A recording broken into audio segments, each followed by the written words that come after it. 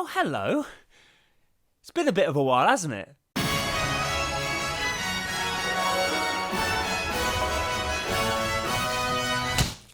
Hello, spooky people of the internet. Pumpkin Spice 8-Rack here, aka not a monster, but did used to live in some kind of closet, and welcome back to the channel. On Writing Horror is considered to be a pretty instructive text on the topic of, as you may have guessed, horror writing. I certainly remember it coming highly recommended on the syllabus of my creative writing course. Collected in the mid-2000s by the Horror Writers Association, this book contains essays, articles, interviews and speeches given by some of the heavyweights in the world of horror literature. Stephen King, Joyce Carol Oates, Harlan Ellison, and Mort Castle. No, I didn't make that last one up and just sneak it in to see if you noticed. That's the actual pen name of an actual horror author. Here's a picture of him with his dog. Why did nobody tell me that you could get away with a moniker as gauche as Mort Castle? If I knew that earlier, I would have picked something slightly more exciting than Spice 8-Rack, wouldn't I? Now, part 7 of this veritable treasure trove on the topic of horror writing is genre and subgenre, which covers the unique conditions that horror writing finds itself in throughout various different mediums. Stage plays, graphic novels, audio dramas, the list goes on. However, one medium that is noticeably lacking from this chapter, even lacking from Richard E. Danksey's contribution on the topic of writing horror for role-playing and video games, is any discussion of one of the oldest pieces of interactive entertainment media known to man: board games. I actually have no idea if board games are one of the oldest forms of interactive entertainment media known to man. They certainly feel like they probably are, but my ambiguous framing there means that I can still claim accuracy within a pretty abstract margin of error without actually having done any research, even if what I originally meant by that statement is proved to be incorrect. I also learnt a lot about journalism on my university's creative writing course. My partner and I are both massive horror and board game fans, and over the years we've both accrued quite the collection of spooky tabletop experiences. Hell, I alone have wasted hundreds of British pounds ruining perfectly good Necron miniatures, turning them into an army of flayed ones because I just love gore and body horror that much. This is a cry for help. I am scared to build the Silent King because I know what I did to my Locust Destroyers and I fear what I'll enact upon his body. But I must admit, I never really thought it of any interest to interrogate the combination of this genre and this medium.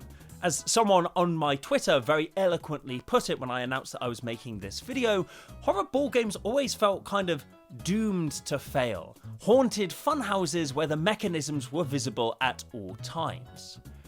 That was until last year. You see, one day I was in my favourite bookstore, single-handedly propping up my local post-lockdown economy by purchasing enough Marxist and anarchist literature to put me on a list. Thank you to everyone who supports me on Patreon, by the way. That's where your dollars are going. When a box caught my eye.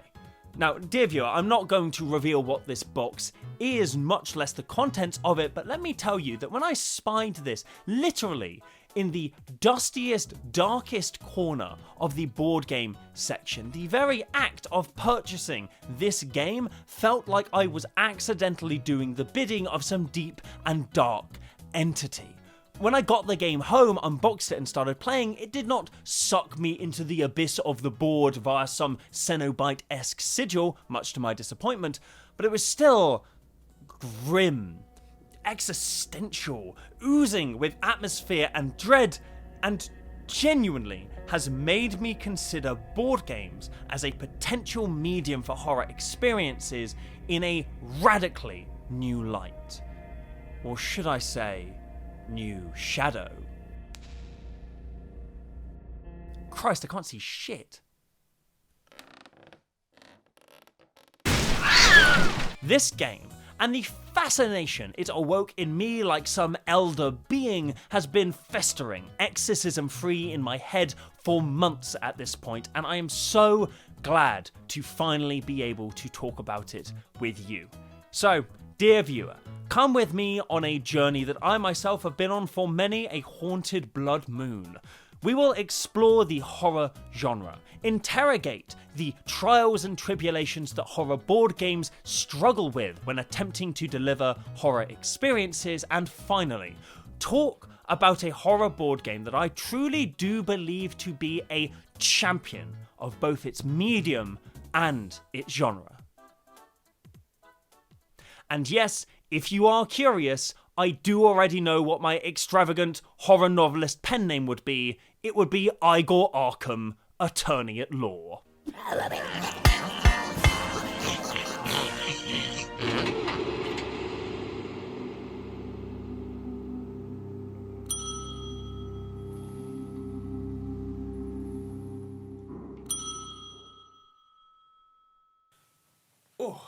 I just remembered that I own a Junji Ito shirt, and I have no idea why I decided not to wear it for a video where I'm talking about horror. To begin with, we need to define what we mean by a horror board game.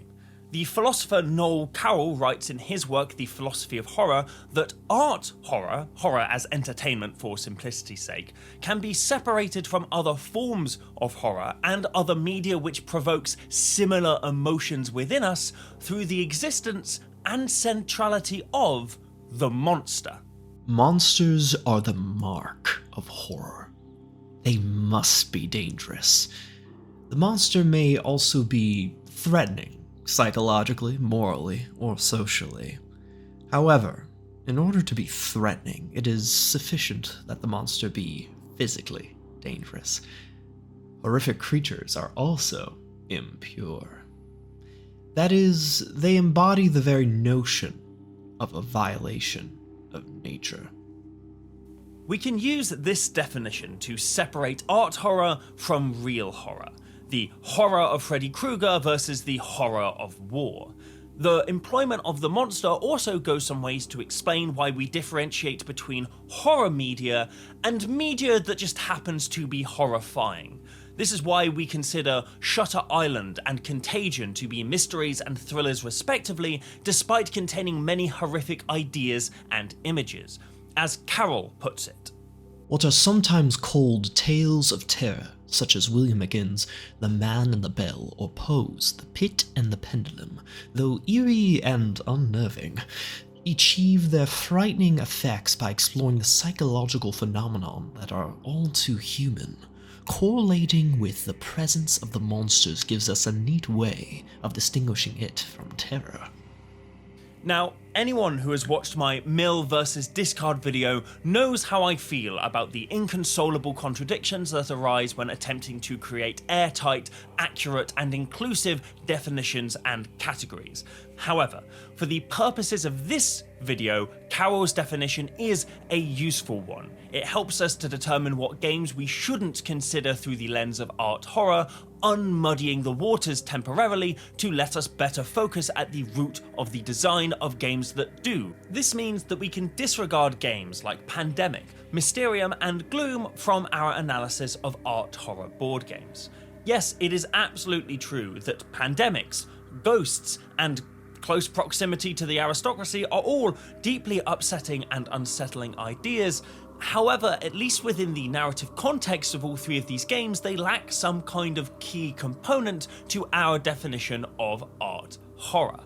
The first game's central antagonist is far from a supernatural violation of nature, as we are all very fucking aware of at this point. The ghost in Mysterium is for sure supernatural, but it's also true that it's far from dangerous. Indeed, it and the player piloting it are your allies throughout the entire game, and Gloom's horrible families are but grotesque toys for you to enact godlike misfortune upon, moulding their pathetic lives like mincemeat in the hands of a malevolent burger chef. Indeed, it could be argued that in Gloom, it's the players who are the real monsters. Ooh, that's a fun line. Thank you.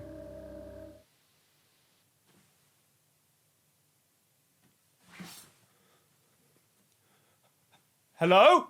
I hope that you can see why I think that grounding our definition of art horror, which for ease I will just be referring to as horror from now on, is important to explain why certain games that look like they fit right into our analysis aren't being considered.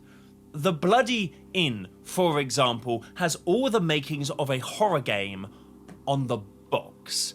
You and your friends play as late 18th century French landlords, bribing, killing, and burying the corpses of your guests to steal their francs, all whilst evading the capture of the police, either by keeping your corpse collection nice and contained, or by ensuring that no cop survives the night to investigate their curious surroundings. It's a thematic engine builder, not unlike Wingspan or Everdale, except rather than buying birds and building forest dwellings, you're bribing newsboys to help you build king-size beds to hide the corpses of local priests. But fundamentally, this game never at any point felt like it existed in the horror genre. It was, for sure, enjoyable. We had endless fun playtesting it both on and off camera. However, it lacks key features that would land it within our definition of horror. Nowhere in this game could I confidently point to a central monster or monsters who I would also label as dangerous. The most likely candidate for the label of monster would of course be the innkeepers that the players embody. They are the ones doing all of the murdering, or at least organising it. However, with all of the deeds aimed at these little cards, and with no way to directly impact another player's game or threaten them, a sense of danger never really develops. There are characters in this game who do absolutely threaten the players, or at least their scores, these cop cards. However, these two fall short of our definition of monster. First and foremost, they only appear sporadically, hardly being central to the game. And whilst, alongside landlords, cops represent a certain systemic monstrosity, they are far from impure violations of nature. At least if we take nature here to mean the contemporary socio-political hegemony. Oh, by the way, if you're new to the channel, yes, this is how every video eventually goes. Me using a game as an excuse to propagandize Gramscian thought. And besides, the danger posed by the cops in the Bloody Inn is pretty easy to avoid, and even if you don't, it is far from a soul-crushing experience. When cops arrive in your inn, you have two options. Before they leave and conclude their investigation, you can either bury all of your unburied bodies, or bribe cops to stop them from investigating you, or slay them, adding them to your corpse pile, thus leaving no one around to check your basement. However, even if you don't do both of these things and do get detected, you don't get sent to prison or executed or lose the game or anything like that. No, you just have to pay 10 francs per unburied corpse to get a professional gravekeeper to take them off your hands. Now, this does obviously negatively impact your points at the end of the game, but this is far from a horrifying experience. If anything, this tends more towards hilarity, as greedy players get caught up in murder spirals. I just want to make it clear for B-roll purposes that this can't necessarily be classified as a horror game because we're having too much fun at the fact that Rowan has gotten himself caught in a murder cycle. I'm in a debt trap. I'm in a fucking... You have to keep killing the cop. Every cop. I have to keep killing or I'll go to prison. Whilst the threat of being discovered by the cops does add an antagonistic element to the game, they're not presented with the same kind of fear or revulsion as you might expect from eldritch monsters or possessed murderers. To summarise, saying that a game like The Bloody Inn fails as a horror experience first requires the incorrect assumption that it's trying to be a horror experience in the first place. Now, this isn't to say that horror media can't place a monster in the role of its ostensible protagonist. From Phantom of the Opera and Sweeney Todd to every Wolfman story ever told, horror media does just that without undermining the genre that it's a part of. I mean, Phantom of the Opera does undermine the genre that it's a part of, but that has nothing to do with the fact that one of the protagonists is the monster, and far more to do with the fact that Andrew Lloyd Webber is a posh hack twat bastard. However, it is here that we begin to get into the unique challenges that designers of horror board games need to contend with that practitioners from other forms of horror media often don't need to worry about when developing and delivering on their horror experiences. And in order to explore that properly, we are going to have to check out of the Bloody Inn and instead take a delightful bed and breakfast at the House on the Hill. Shit.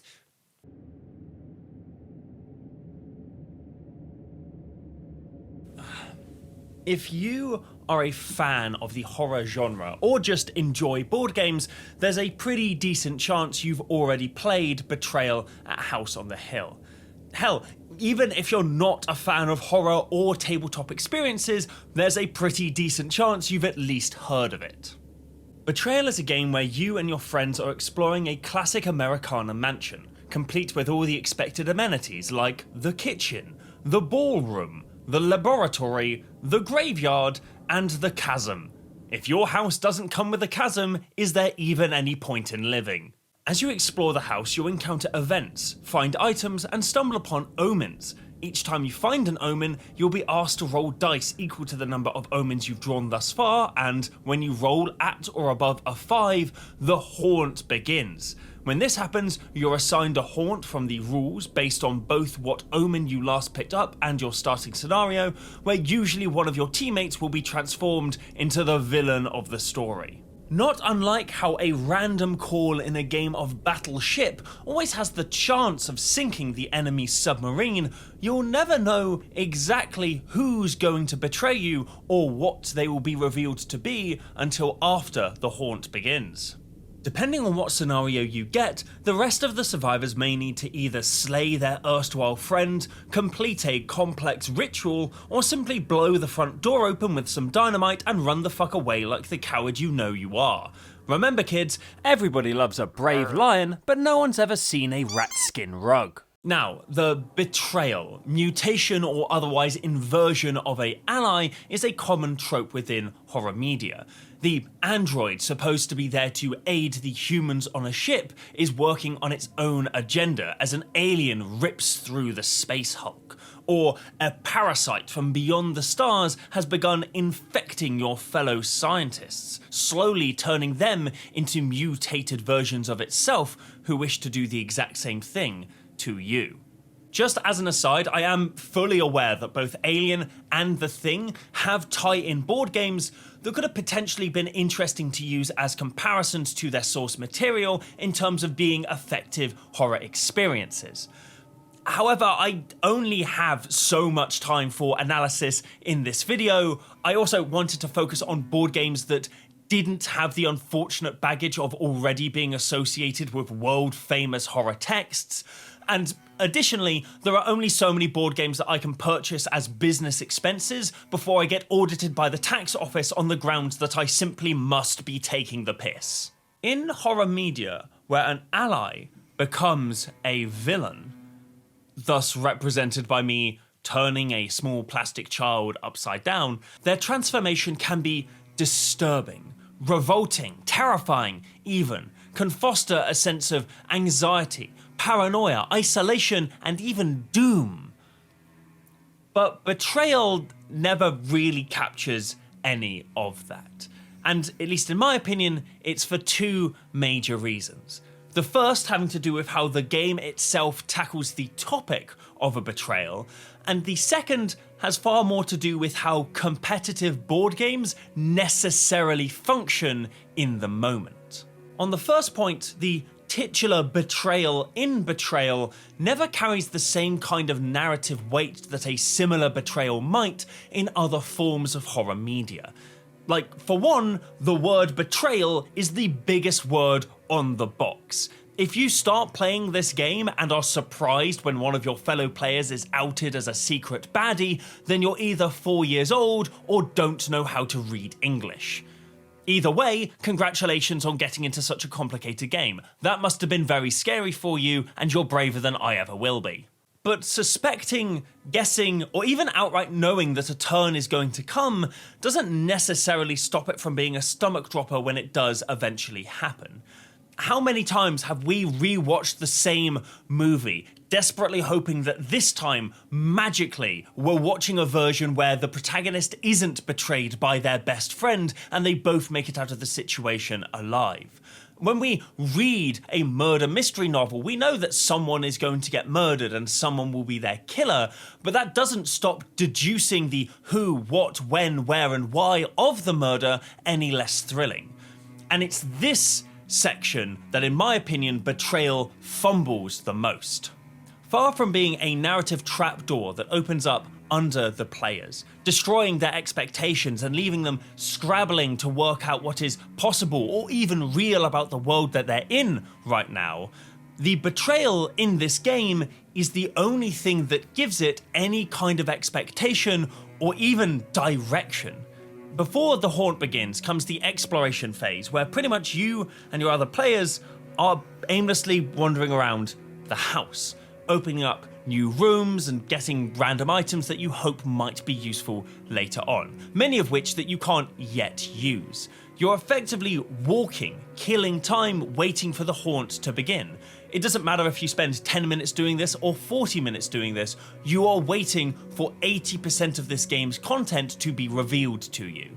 When that happens, suddenly not only can you use most of your items, suddenly rooms actually have meanings now, but also you have a way to win the game. And so it transforms the betrayal from what it needs to be in order to produce a horror effect, something to be feared, pushed back against, and denied for as long as possible, into the fun bits that players rush to get to in order to experience 80% of what's in this box.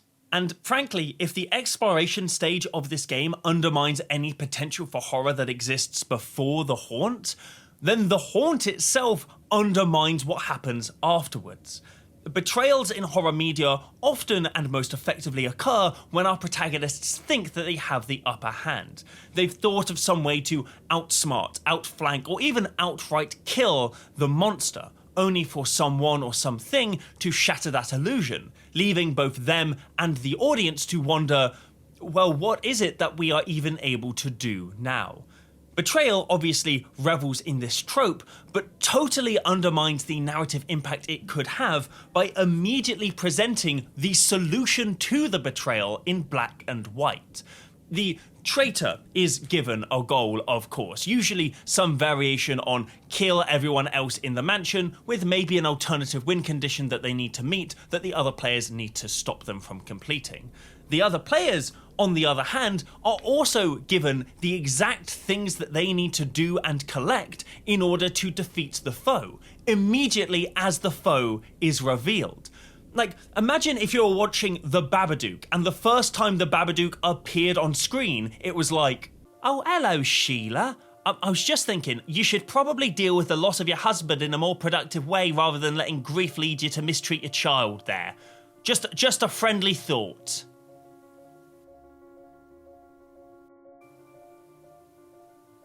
Ba ba ba ba ba ba ba ba ba ba ba ba ba ba ba Babadook. That's either the best or the worst joke that I've ever written. Much like that, any semblance of emotional depth, any threat or danger posed by the monster is immediately lessened as its reveal is presented simultaneously alongside the method for its destruction. But now we need to move on to how Betrayal struggles to create horror in how it works as a board game. Like most horror video games, Betrayal's monsters are positioned both as sources for fear for one's own personal safety, but also objects of revulsion by making close proximity to them a dangerous tactic. You are running away from mad scientists and zombies because mechanically the way you lose the game is one of your 4 stats being reduced to 0, which is mainly caused through combat, which can usually only start by you being in the same room as the thing you're fighting.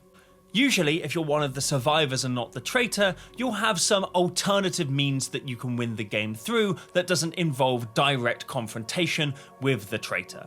This produces a kind of cat and mouse relationship between traitor and survivor, where the former chases the latter around the mansion to at least frustrate their plans to win the game, if not simply slay them. Horror video games like Resident Evil utilize this relationship to amazing results, placing unkillable or at least hyper-resilient enemies in the game space that follow you around at just slightly slower than your maximum movement speed, forcing you to solve complicated puzzles that will eventually allow you to defeat that villain, but under massive amounts of duress. It is scary. It's such an effective, imbalanced relationship that even non-horror games like Subnautica that utilize this can be piss-producingly terrifying. There's little that's more scary to me than leaving the safety of my underwater house to complete some task or do a bit of exploring whilst an ostensibly undefeatable foe terrorizes me. Or even just announces they're in the area. If the shark's home, just don't bother them. Yeah, I was kind of getting that vibe. 30 seconds. More metal salvage, I don't need that. Oh, fuck me!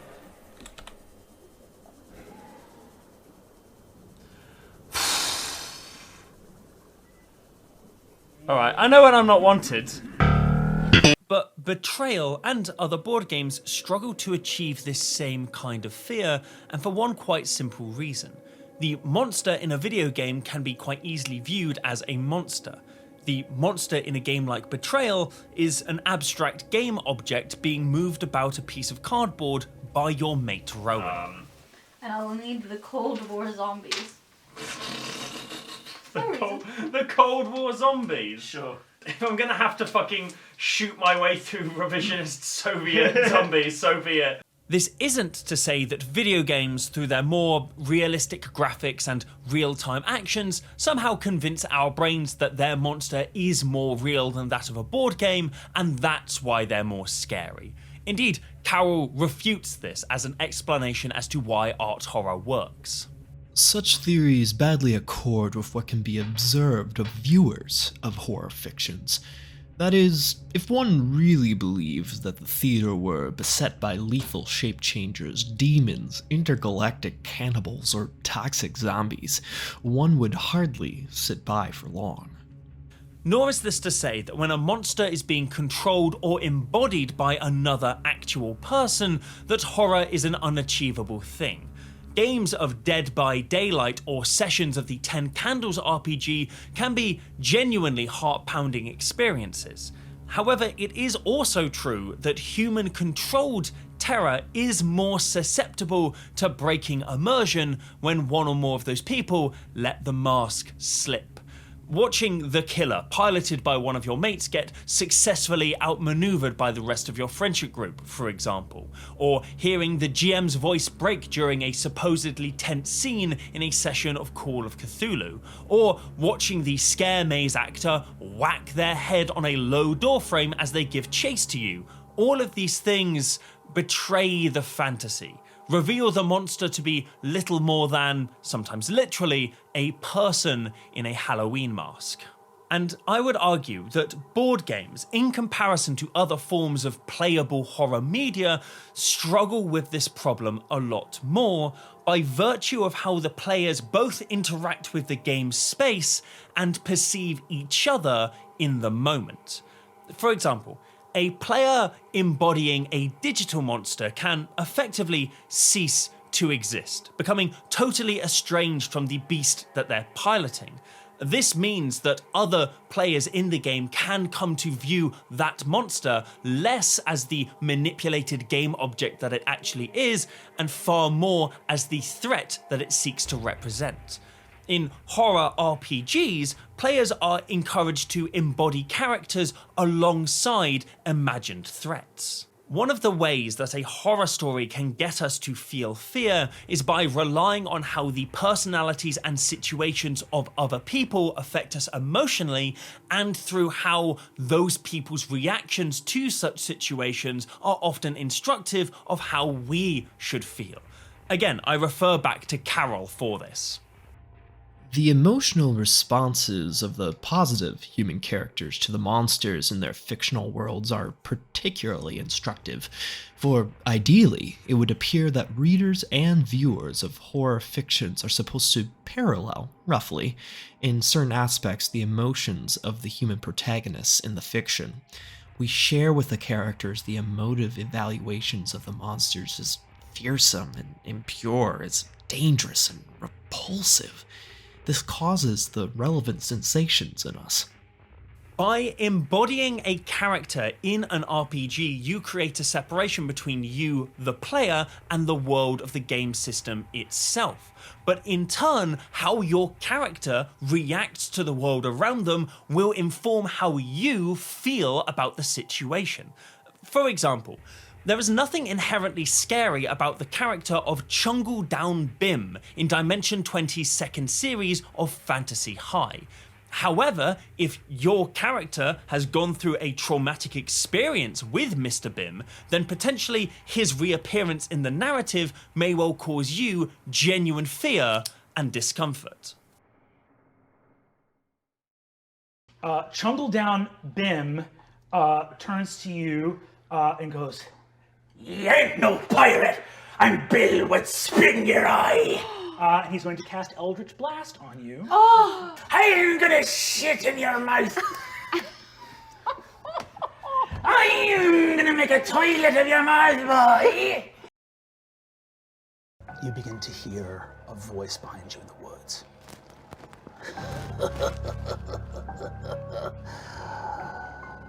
I'm gonna shit in that mouth.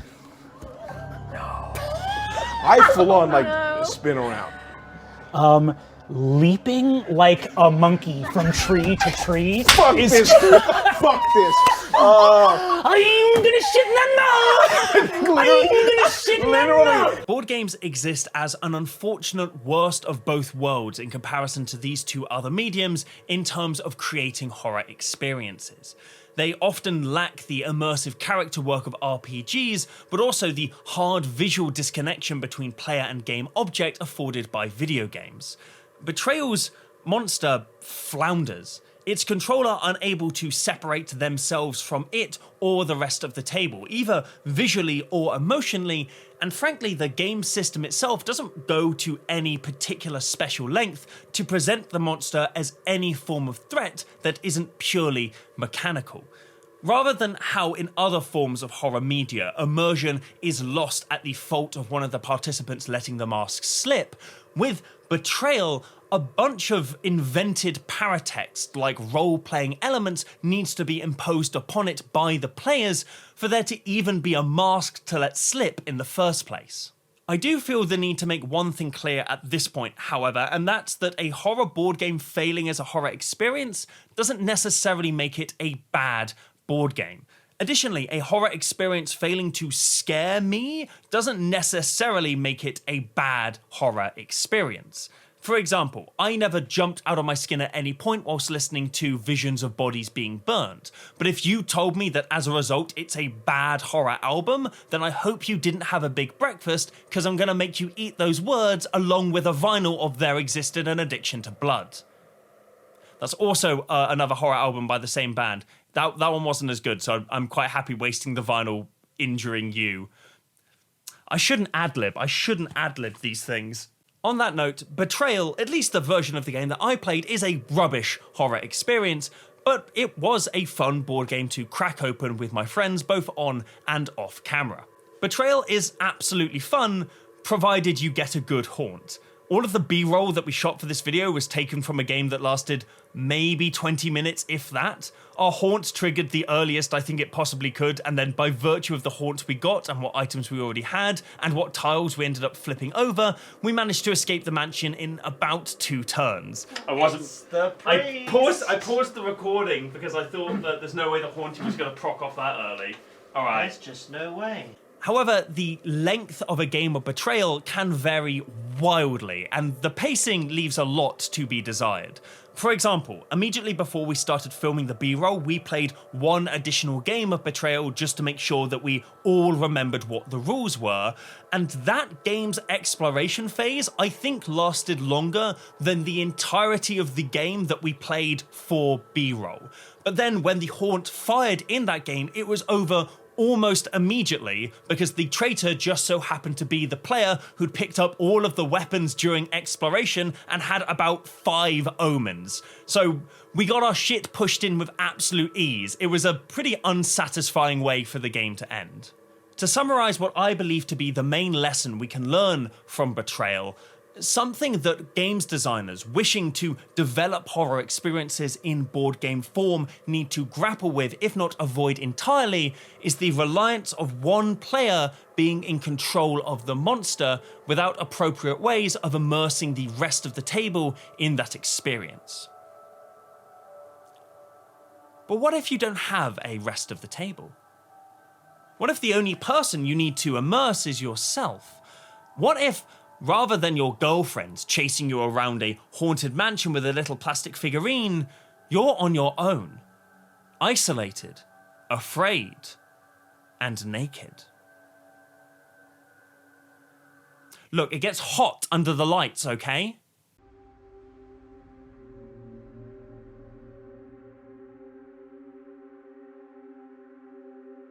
Right, so you know how at the start of this video I had that funny little sight gag that was like, Spice 8 Rack's been ill and that's why this video's taken so long to come out? Well, between the last shot and right now, it turns out that I'd accidentally eaten a little bit of gluten and was then sick for a week and a half. You know, when I was 17 years old, I thought I'd be one of the few people to survive the zombie apocalypse, but I'm 27 now, and contaminated oat milk can put me out of commission for a fucking fortnight. If the undead ever learn how to weaponize baguettes, I'm fucked, mate. Final Girl is a bit of a contemporary oddity. A runaway Kickstarter board game success story whose major selling point wasn't 36 unique plastic miniatures, and whose game time can be measured in minutes rather than in equivalent commitments to sessions of jury duty. An explicitly solo experience, Final Girl seeks to immerse the player in their very own horror movie, with box set expansions required to play alongside the base game. Even the way that this game comes packaged contributes to this sense of immersion. The game's designers and artists are credited on the box, but not as such. Instead, they are credited as directors and directors of photography. The antagonist of the game space is given a starring role. Even the way that the magnets on the box clack shut is very reminiscent to me of those bastard sharp plastic teeth in old cassette boxes that hold it closed. Additionally, and this has nothing to do with how this game produces a horror atmosphere or anything like that, I just think it's really cool, the box is the game. This is not just a means by which you keep all of the little meeples and cards secure in a box. This is a detachable thing that becomes a board. This board is how you represent the killer in the game.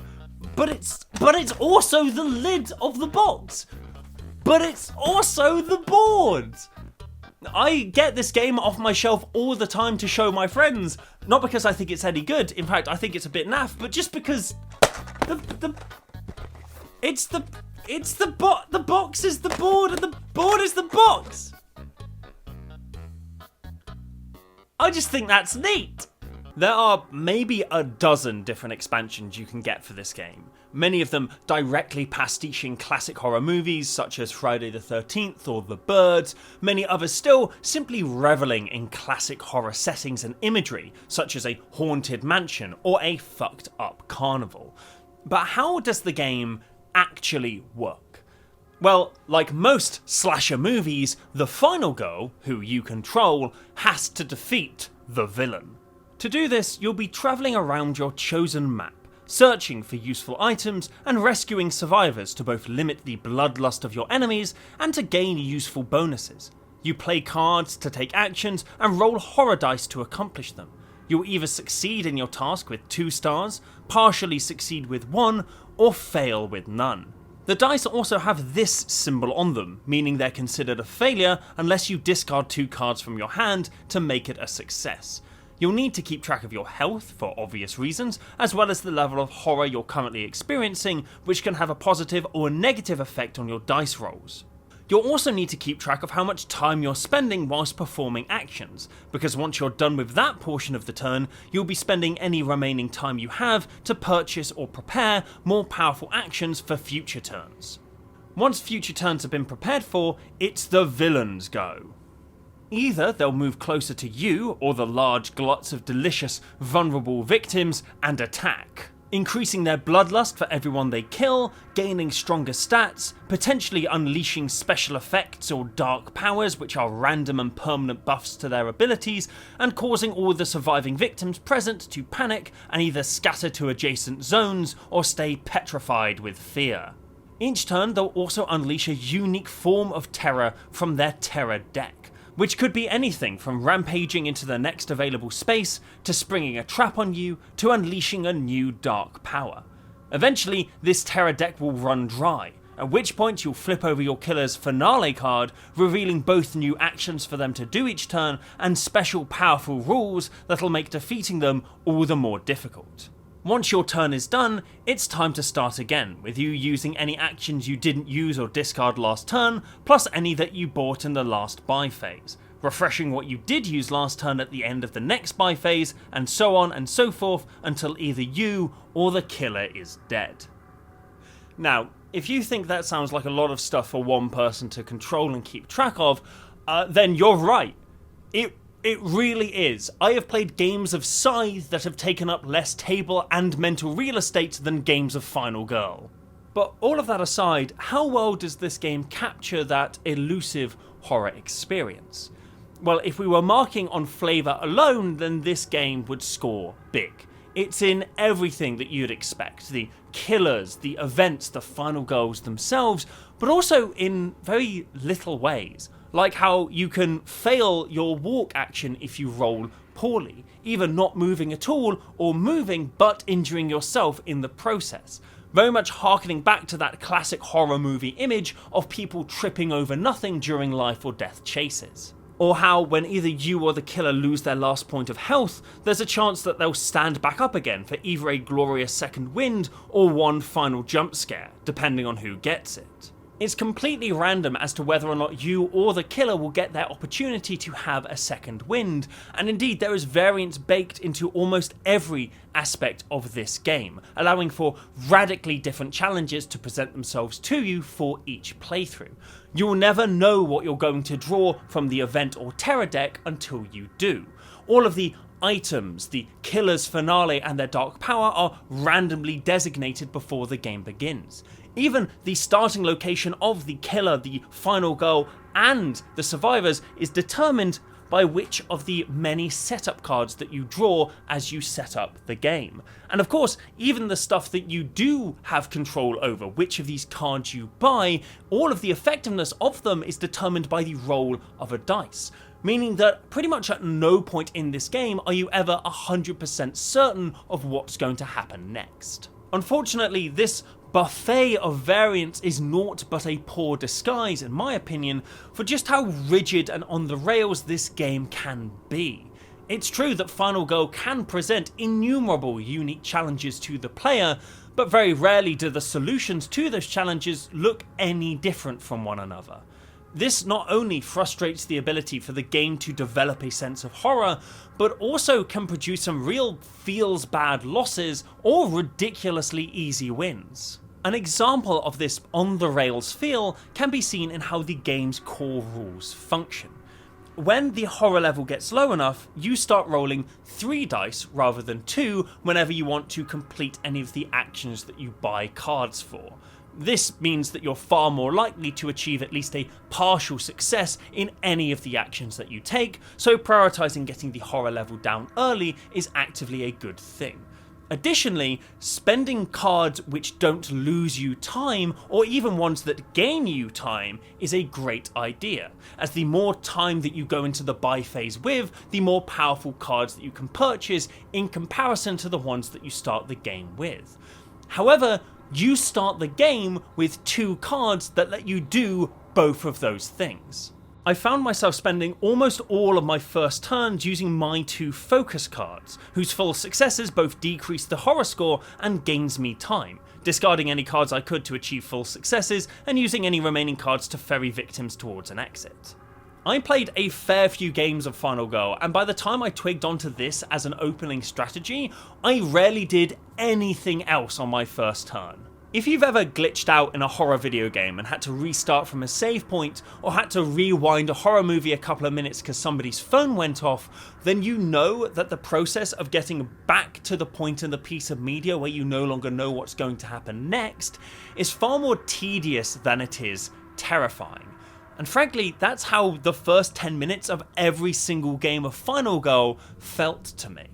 Additionally, how well I performed in those first 10 minutes had a drastic impact on how likely it was I was going to succeed in the game overall. If I rolled poorly on my first 2 focuses, it was almost like I might as well mulligan the whole experience. Like restarting a stealth section in a video game because you got spotted by the first guard you needed to pass.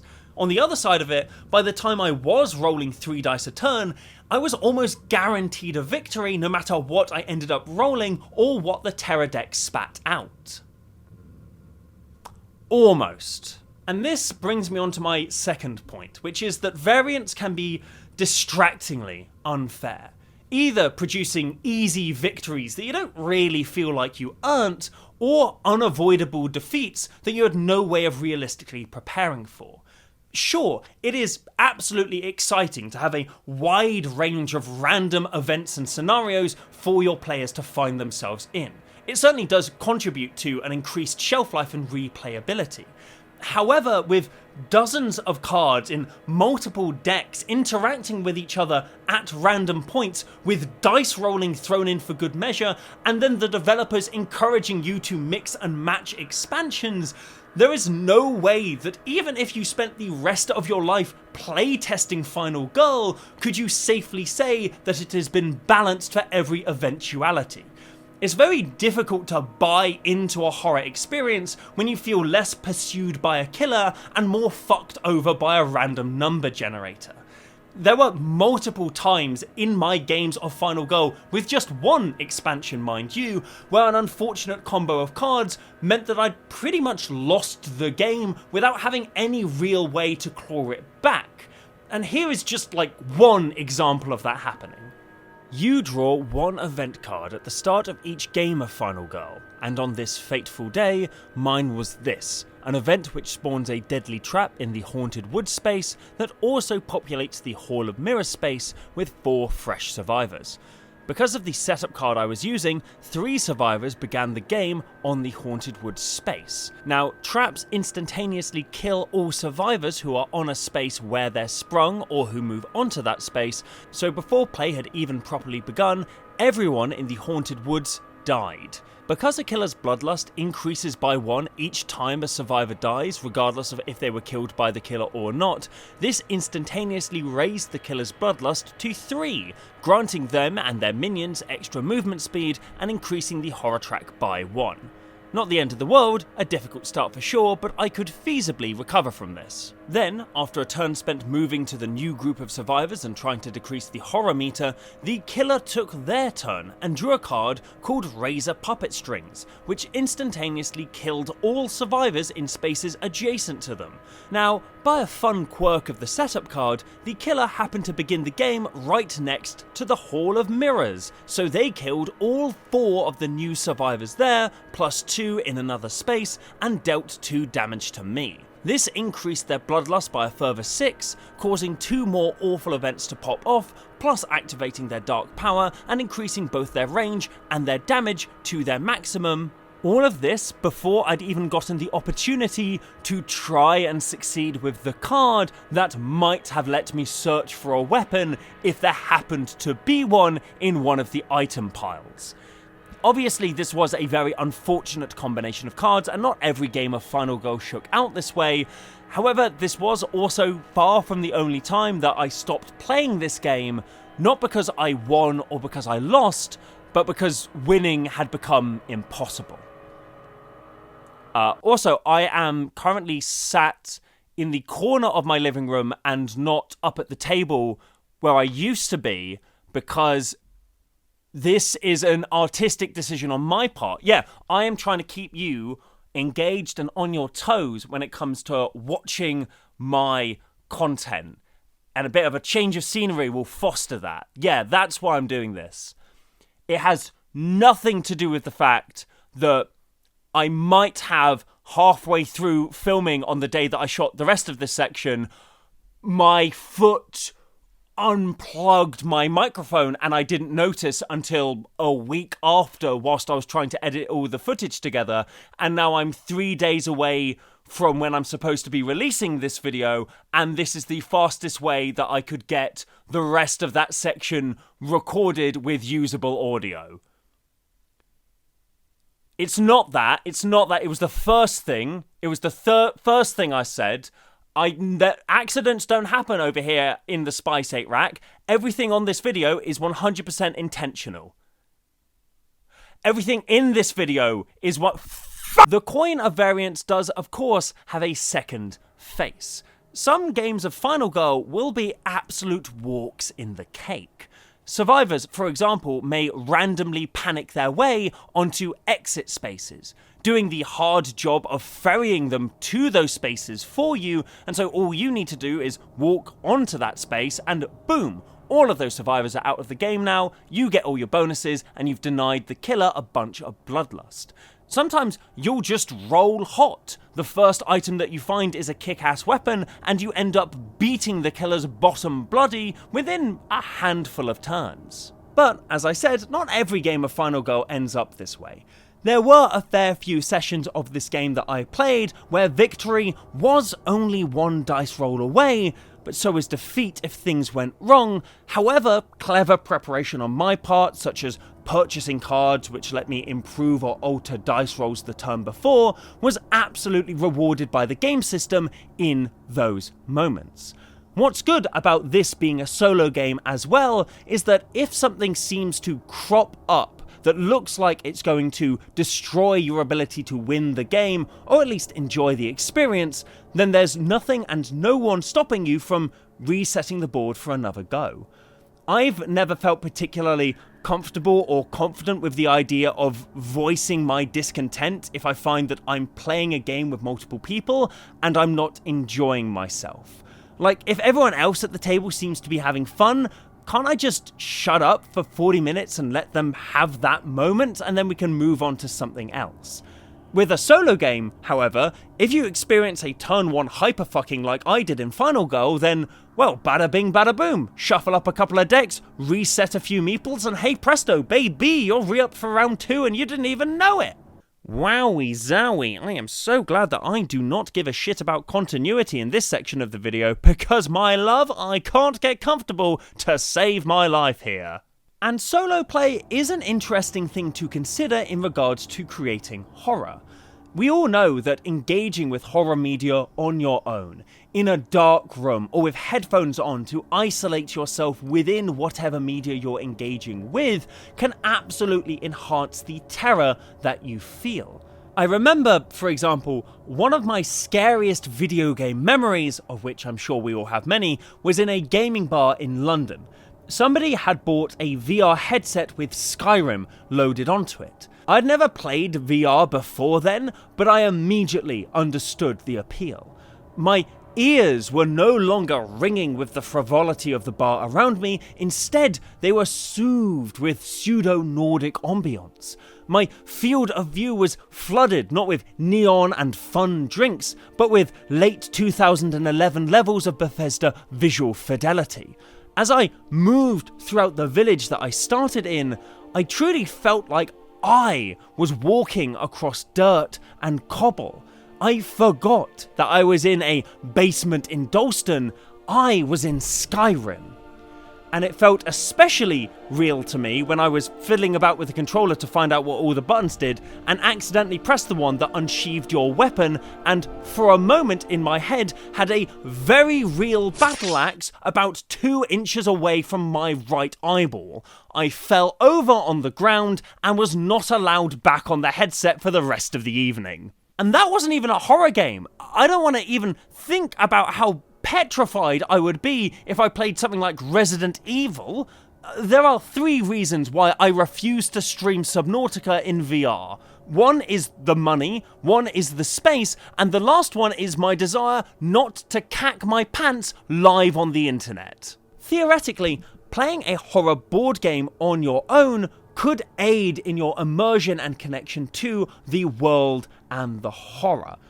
After all, one of the major issues with Betrayal at House on the Hill's Haunt was that how effective it was as a horror experience totally depended on how effective the antagonistic player was at embodying evil, if they even chose to play that role in the first place. Solo games, in contrast, have fewer human filters, as it were, for their experience to be transmitted through before it reaches you.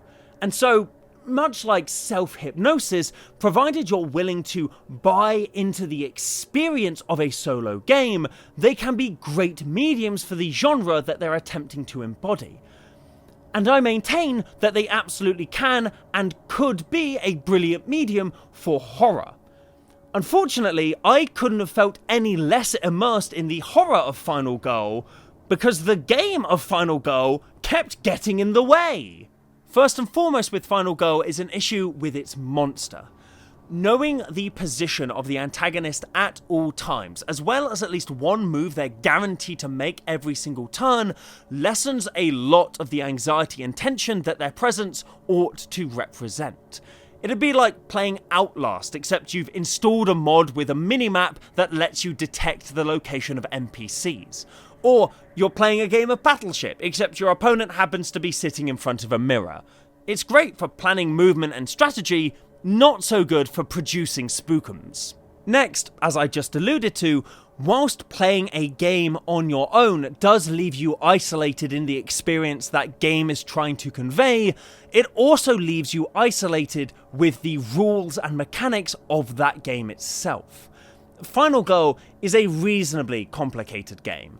We're not talking pipeline or keyflower levels here, but there's certainly enough going on to leave your brain ticking over, to get you focusing on the strategy of future turns and the potentiality of random chance, as opposed to appreciating the hunt and the chase in of itself.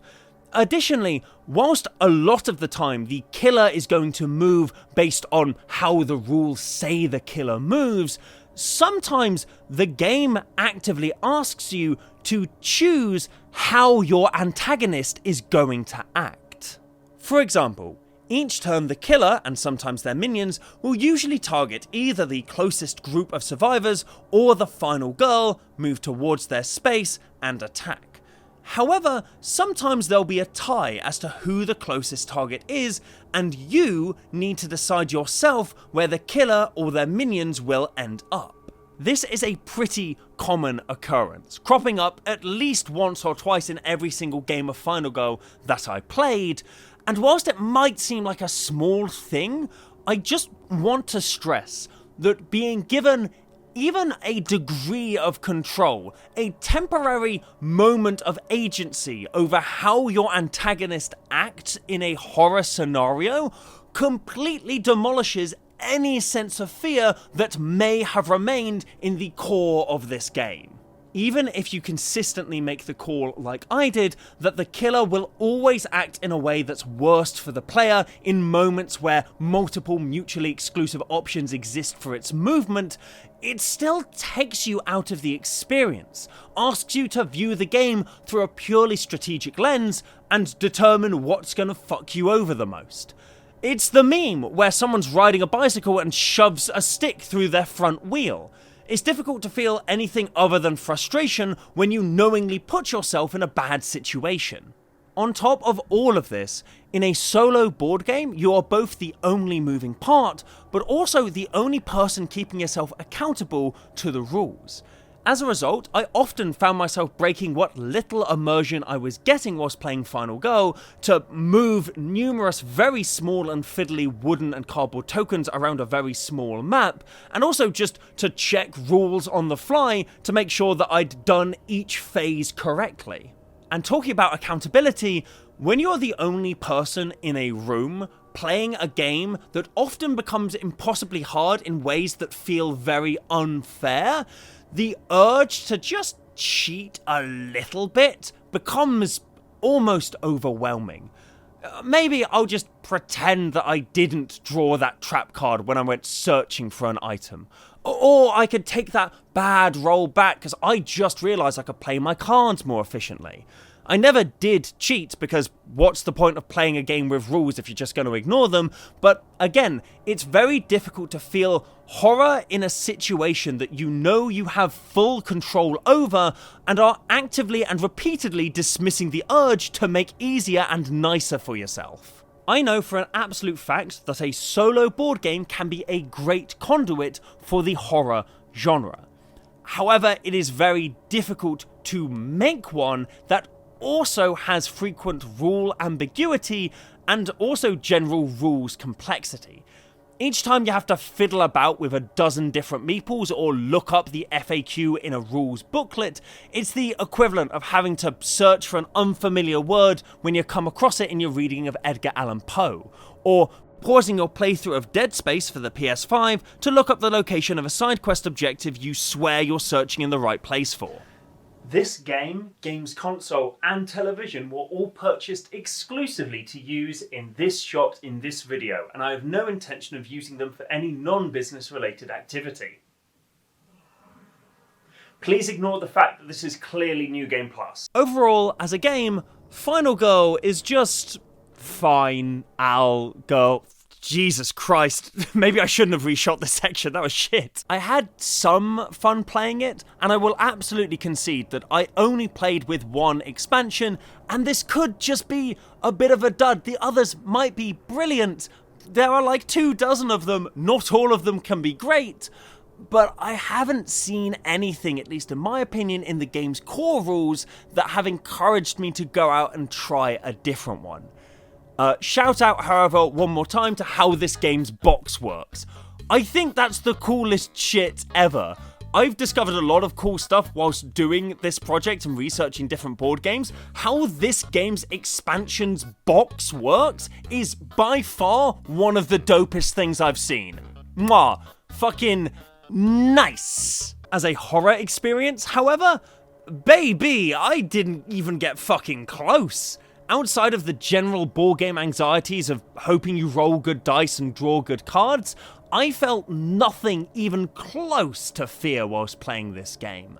There are so many issues with it that stop it from being a successful horror experience, but in my opinion, it's the wild swings between absolute player control and total player helplessness that really thwarts this game's ability to deliver on horror. If on one turn you're able to precisely control the movement and action of your antagonist, and then on the next turn you are tombstoned by a series of cards that you have no way of preventing, you don't feel like you're in a horror situation. You feel like you're trapped in a fucked up dice tray that keeps cocking the d20. Knowing where the monster is at all times, the game so often falling into imbalance through variance, and the general rules complexity held within these boxes, all of these things and more hold Final Go back from being a brilliant horror experience. So what if there was a board game that sought to be the antithesis of all of that? What if there was a game where neither monster nor victim could be seen? A game whose controlled and contained variance becomes hidden information to be bluffed with by all players. A game which is so simple that its core components can be boiled down to a single deck of cards, a whiteboard, and a marker. What was that? That game exists? Thank God, otherwise this video was going nowhere. I really talked myself into a dead end there. Whew. Behind me? What?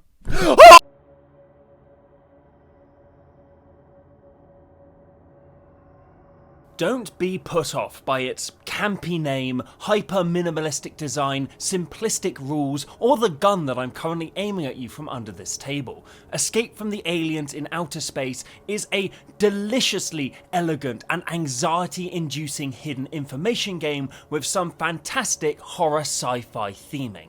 So, how does it work?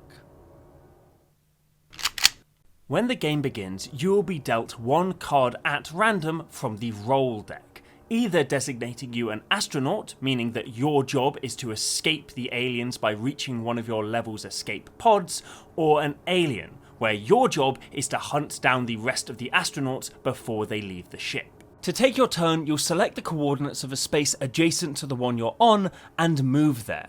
If it's one of these white spaces, you'll not have to do anything further, simply saying silence in all sectors and passing the turn. If it's one of these grey or dangerous spaces, then you'll have to draw a card from the noise deck. The noise deck is used by all players, and your drawn card will either be an item or silence card, meaning you make no noise moving into that space and simply say silence in all sectors, or it'll be a noise card. Either green, meaning you can announce noise in any coordinate on the map that you wish, or it'll be red, meaning that you must announce noise at the sector you are in. No one is allowed to see what cards you draw from the noise deck, and so even if you do have to end up announcing coordinates, no one really knows whether or not that was a distracting green noise card or an unfortunate red noise card. You can take this opportunity to bluff with your fellow players. Double bluff, triple bluff even, but never quadruple bluff. Never quadruple bluff! Are you sick? Astronauts and aliens play the same except for a few major differences. The first is that aliens are faster than astronauts, being able to move 2 spaces rather than 1 each turn. Additionally, aliens may choose to attack on a coordinate they end their turn on whenever they like, meaning that any unfortunate astronaut or fellow alien that shares that space with them is immediately killed. The aliens are fully out of the game, the astronauts respawn as aliens in the alien starting space. Now, if you do choose to attack, you forego drawing a noise card from the noise deck, even if you entered a hazardous space. However, you have, in effect, announced the exact coordinates you are in when you attack, but also announced to the rest of the table that you are an alien, as astronauts can only attack with the use of a specific item. On the flip side of this, astronauts are slower than the aliens, however, only they are allowed to use any of the items found in the noise deck. Some of these items are incredibly useful as well, like a card which lets you forego drawing a noise card when you enter a hazardous space, or the cat, which lets you announce noise in 2 different sectors regardless of whatever noise card you drew from the deck. However, because astronauts are the only ones who can use item cards, in using one, you announce your role to the rest of the table, much in the same way that aliens announce what they are when they attack. This produces a delightful who'll blink first style relationship between these 2 sides, with astronauts trying to obfuscate both their position and their role for as long as possible, and aliens trying to work out who is who before they reveal their hand and start attacking in spaces. It's molto bene. And that's it. That is how Escape from the Aliens in Outer Space works. What results is a game experience that's part werewolf, part manhunt, and all very tense. You'll never know exactly where every other player is on the map at any given time, and even if you think you know, well, in a couple of turns, they could be bloody anywhere. Additionally, it doesn't matter if you're an alien or an astronaut, you're still actively encouraged to engage in the guessing game of every other player's role, regardless of what team they're on. If you're an astronaut, you're of course trying to guess who the aliens are so you can avoid them, and if you're an alien, you're trying to guess who the crewmates are so you can pursue them. However, if you're an alien, you're also trying to guess who the other aliens are. Because if you start randomly attacking in spaces that a player happens to be in, well, if you don't know whether or not they're on your team, you could inflict collateral damage, or if someone else does the exact same thing, you could become it. Additionally, crewmates need to identify their teammates because they're all heading to these escape pods. Escape pods can only be used once, so that means if you haven't been paying close attention to where the rest of your team are going, and you're the second person to arrive at an escape pod, well, then you, my friend, are like a leprechaun's urethra. Piss out of luck. That's so shit! That's worse than the Babadook one. Anxiety is absolutely the name of the game here, and Escape the Aliens induces it in so many delicious ways. This game only ends, for example, when there are no more astronauts on the ship, regardless of how that happens. What this means in practice is that if you're an astronaut, the more your teammates succeed, the harder the game becomes for you. If you are the last astronaut left on the ship, heading towards one of only a couple of as yet unused escape pods, you become acutely aware that you are now the sole gaze of all the remaining aliens on the ship, who are either trying desperately to guess at your location, or who know your location and are currently barreling towards you. And you have no idea if those aliens are where they say they are. It is ludicrously thrilling. Additionally, escape pods aren't even guaranteed exits for astronauts. When you get to an escape pod space, you will announce which pod you're at and then flip over a card from the escape pod deck. This deck only contains 5 cards and 4 of them are green. You flip over a green card, congratulations, escape pod works and you get to leave the spaceship, you win. If you flip over a red card, however, then the escape pod's broken, makes a loud beeping noise, and no other player can use that escape pod for the rest of the game. You have to go and use another one. Now, it's more likely than not that your escape pod will work. However, when that red card does crop up, Christ on a bike, there is no feeling of dread greater. Remember, you have to announce the exact escape pod that you are using before you flip that card, meaning that if it's non-functional, congratulations, you have just announced the exact coordinates of the dead end you have unwittingly buggered yourself into to every single alien at the table. Let's not horse around the bush any further. Escape from the Aliens in Outer Space is a fucking marvellous game. It is endlessly replayable with a dozen maps to choose from, and additional complexity can be found in the optional roles that each crew and alien card come attached with. You could play as the psychologist, whose special action allows them to start in the aliens section rather than the crews. Or you could be the psychic alien, who gets to announce noise in multiple sectors regardless of whatever noise card they draw, echoing uncertainty throughout the entire game. Whenever I've introduced this to any of my board game play groups, they have always immediately asked me to bring it back for the next session. It is a tour de force. Players revel in the tense scenarios this game can create for you. But that's just it. They're tense scenarios. They're brilliant scenarios, masterfully designed scenarios, but not ones of horror. Very rarely whilst you're playing this game will you ever experience any of the kinds of emotions that you would readily associate with the horror medium. And from my perspective, that's because of 2 reasons. The first is how Escape from the Aliens in Outer Space uses the turn structure, and the second has more to do with how the game uses abstraction. In literature, film, and video games, seeing a monster in close proximity to our protagonist, but not yet attacking, produces a special kind of tension and dread that's distinct from non-monster threats. Seeing a creature pause by our protagonist's hiding space, or hearing the GM's dice clatter as they decide whether or not the Beastman smells your fear, can be stomach-churning. In part because of the nature of the monster, but also because the only way for the tension to break is through either the monster acting, attacking or moving on, or by taking yourself out of the media, hitting pause on a remote, dog-earing a page, asking for a break in-game. Now, obviously, it's good that horror media comes with these kinds of emergency release valves in case the fiction gets a bit too intense or even triggering.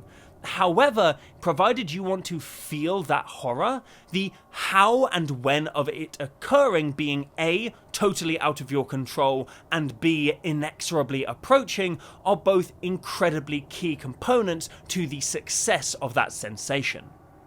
Unlike Final Girl, your foes in Escape from the Aliens are beings acting completely outside of your realm of agency. Hell, you can't even physically see a representation of them in the game space. However, the turn-based nature of most board games allow for a natural, so to speak, break from the fiction. Your turn is your turn, and outside of one or two items, you can't do anything during anyone else's turn. This means that whilst sure of the creeping inclination that 4 aliens are getting closer and closer to your position, when your go comes around, you can spend as long as you want considering the best tactical move. For as long as the patience of the table holds out, the danger of the monster ceases to exist, rendering any potential fear of it inert. As an astronaut, you cease to exist for all other players up until the point where either you are attacked, you use the attack card, or you use the spotlight card, which is brilliant and I will talk about a little bit later.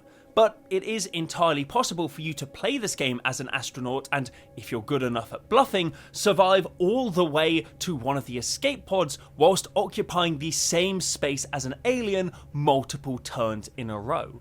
Hell, neither of you may even realise that you did just that until the game concludes and you reveal your movement and your board to everybody else at the table.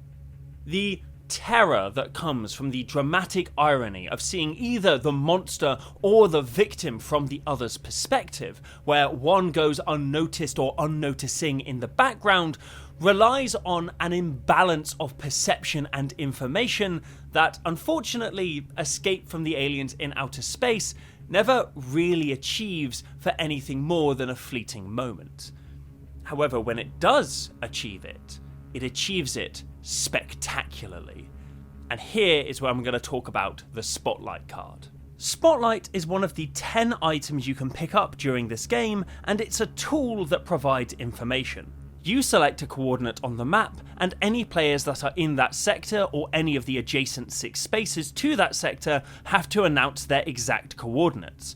Astronauts can, of course, use this to scout out nearby escape pods they're unsure about approaching, however it can also be used to confirm the locations of aliens by shining it on or adjacent to where you think they are. The trouble is, even if you've been paying really close attention, you'll never be 100% certain of your teammates' locations, meaning that there is a significant chance that you could turn on the spotlight and reveal another astronaut, or worse yet, an astronaut and an alien only a couple of tiles away.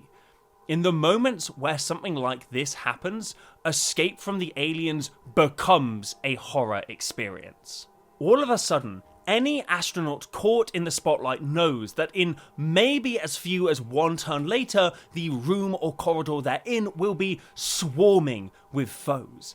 Suddenly, that ghost-like quality that all players enjoyed disappears. Your non-existence between turns evaporates. Hell, even the solid turn structure of the game momentarily goes away as at least most of the table begins to mentally scrabble to readjust their plans to come and get you.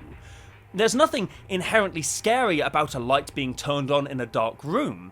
It is, however, a trouser-browning experience when you know that that light means that whilst you can't see anybody else, they all can see you.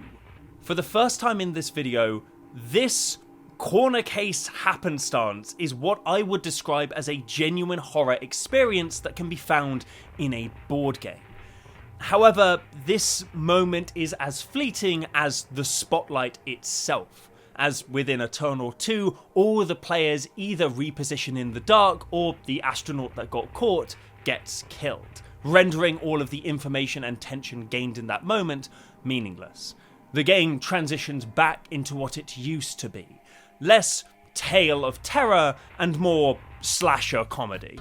And yes, Escape from the Aliens in Outer Space can be a hilarious game to play. For example, you could have an overzealous player on the Aliens team attacking haphazardly and at random, trying to kill as many astronauts as possible using scattershot technique, making an awful racket but not actually harming anyone in the process other than their own ego. Conjuring images of idiot xenomorphs crashing accidentally into space-age vending machines. I've moved them attacking in JOE. Not there. Damn it! Bitch! Where are you? I'm not gonna tell you. You stinky alien can eat my spacing ass. It is true that in the opening of this game, where you don't know exactly where everybody stands and are trying to give out as little information as possible, the game is tense. However, by the time that everybody's roles have been revealed, all of that anxiety has been replaced with pithy taunting as astronauts slink around the map, successfully dodging attacks and mocking their opponents for poor positioning. And here is where Escape the Aliens abstraction really works against it in terms of creating horror. Without any kind of physical manifestation or representation of the monster in the game's space, by the time the game progresses to the point where you're all having a bit of a laugh, it's impossible to view the player piloting an alien as anything other than your silly mate who can't keep track of coordinates to save her life. Additionally, in most of the games of this that I have played, it's the aliens who end up being the mechanical underdogs.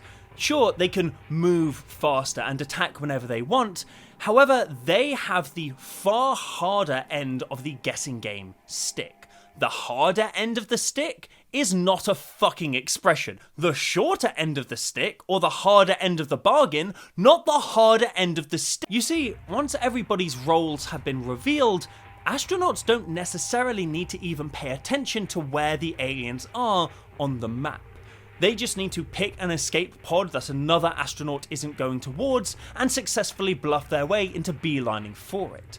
Aliens, on the other hand, have to deduce the exact location and coordinates of each astronaut. Coordinates which change every turn, which can only be gleaned from imperfect information given out by unreliable narrators. Information that can be obfuscated and changed by incredibly powerful items that are hardly rare to draw.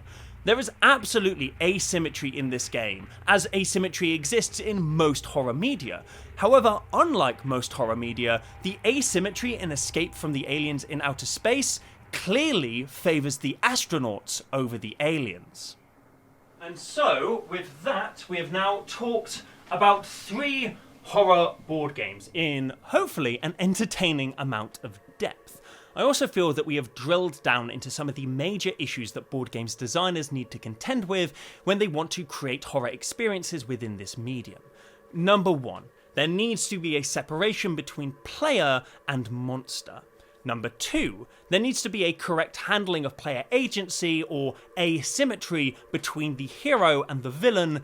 And number 3, something needs to be done about the sanctity and safety of the turn structure.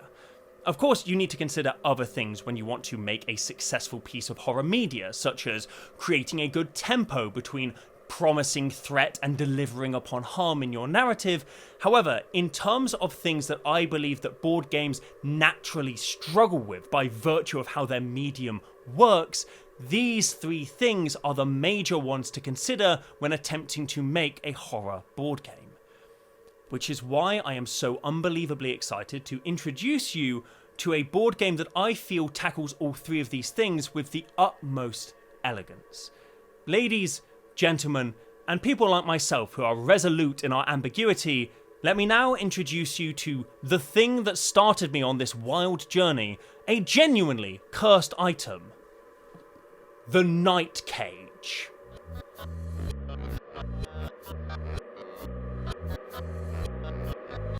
Welcome to the Night Cage.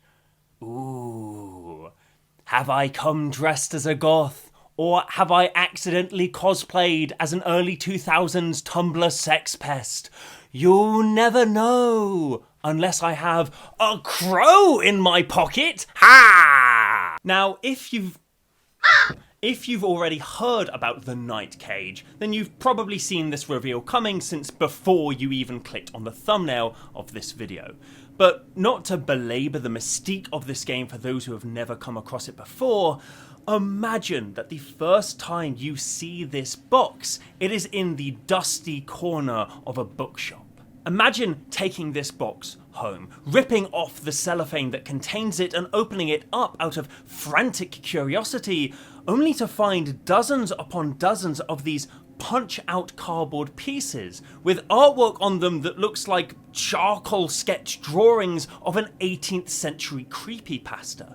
One of these pieces being a 6-inch wide set of empty eyes with an abyss on the other side of it. Are you telling me that all of these pieces make up a game and not some kind of lost to time Danish nightmare ritual? You're telling me that I'm supposed to willingly subject myself to the set of rules that will end with the dirge coming into play? That's the name of the piece? This is called the dirge? You know I have seen a horror movie before, right? I'm not ready to lose my soul to whatever demon or devil is obviously being trapped in this box. I have stuff on, dickhead. Hilarious hyperbole that you pay good money for aside, however, how does one actually play the Night Cage? Well, to start with, you and up to 4 other friends sit around an empty board. You each have a candle representing your character, a starting tile, a nerve token, and a card which reminds you of all the moves you're allowed to make in the game. The only other game pieces you'll need to concern yourself with are the keys, which begin out of play, and the tile stack, made up of different kinds of connecting passageways, key rooms, gate rooms, and nasty, nasty men. This stack is randomised, with a small number of generic passageways shuffled to the top, and play begins, with each player placing down their starting tile at any point on the board with their candle in it. Congratulations, you're now playing the Night Cage. What the fuck did you do something like that for, you daft You see, or rather you don't, in the Night Cage you only have a candle to guide you. This candle is piss and can only illuminate the tiles immediately adjacent to you and connected to you via a passageway. As you move, you'll draw new tiles to represent the path you've just lit and discard old ones, representing the paths that you can't see anymore. However, because the Night Cage is a cage without walls, as the game menacingly puts it, returning the way you just came won't put back that lost tile. An entirely new passageway will instead be illuminated. Or, if you're deeply unlucky, that space will be replaced with a hateful bit of abstract art. These monsters are the immediate threat of the Night Cage, but they won't attack you straight away. They're sensitive to movement, and will only come for you and your piss candle if something moves in their path. Unless the way you plan to move next takes you immediately out of their path, however, they are going to get you. You don't die, however, after being attacked by a wax eater. Oh no, that'd be frankly too kind of them. Instead, your candle is extinguished and you go lights out, meaning that all tiles your candle illuminated disappear except for the one you are currently on, and you don't know what tile you're moving on to next until you're already on it. The goal of the game is to collect 1 key per candle in-game that can be found at key rooms that will crop up randomly, and then assemble all players at the same gate tile, at which point you will be able to win the game by leaving the Night Cage. Not by defeating it, just simply by not being there anymore. However, as simple as that may sound, there is so much mechanical and aesthetic depth to this game that makes it one of the most claustrophobic and dread-inspiring experiences that I have ever sat down to play. Firstly, players can't occupy the same space unless it's a room tile, meaning that you can very easily run into situations where multiple players are trapped in the same corridor with a monster threatening to wee bowling their asses back into the void. To clarify, these wax eater monsters don't just attack one player immediately adjacent to them, they attack down the full length of every illuminated path connected to them at the same time, hitting any and all players in the way. Secondly, players can't carry more than one key at a time. Now, keys can be passed and candles can be relit, but only by players immediately adjacent to one another, meaning that if you do need to take a key off of someone so that they can go into a fresh key room, or someone needs their candle relit desperately, then you always run the risk of setting up a strike for a monster if you end up in the same corridor. Also, a cage without walls isn't just some Foucaultian epithet, it's a mechanic of the game. Did you think that you'd be safe at the edge so that you couldn't get surrounded by monsters on all sides? Well, guess what? Space works differently down here, and each edge space connects with its opposite counterpart to form an infinite loop of fucking misery. And let's just add on some extra stuff. All starting and keyroom tiles and some hallway tiles are crumbling, meaning that if you move onto them, they'll break into a pit at the end of the turn. If you fall into a pit, the next turn you get to play Battleship. Except instead of having family fun for the low price of some plastic pins, you pick an unoccupied space in either the same row or column as the pit that you fell into and fall into that space, immediately illuminating it and all of the spaces connected to it, and you can bet your ass 4 ways to Sunday that you're gonna land in a pit of fucking night vipers. Sometimes you won't even be given the opportunity to try and outmaneuver the monsters. You might just, if you fall into a pit, land directly on one, in which case you go lights out immediately. Oh, and I completely forgot to mention, but each time a monster hits you, they don't deal damage to you per se, but they do deal damage to the tile stack, which is where you draw tiles from to navigate the night cage. Each time you get hit by a monster, you have to discard 3 tiles from the tile stack.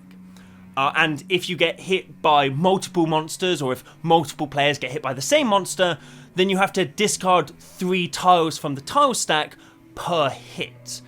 Oh, and if you end up discarding too many key rooms or gate room tiles before you have all your keys and have a gate to get to, then, well, you can't leave the night cage anymore. It's impossible, and the game ends.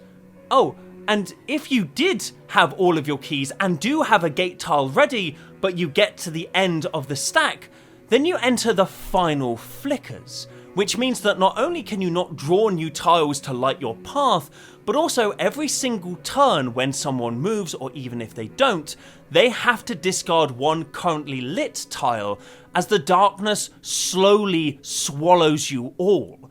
Oh, and if someone was falling or falls into a pit during the final flickers, then because you can't draw a new tile for them to land on, the game says that they're trapped falling forever and the game ends.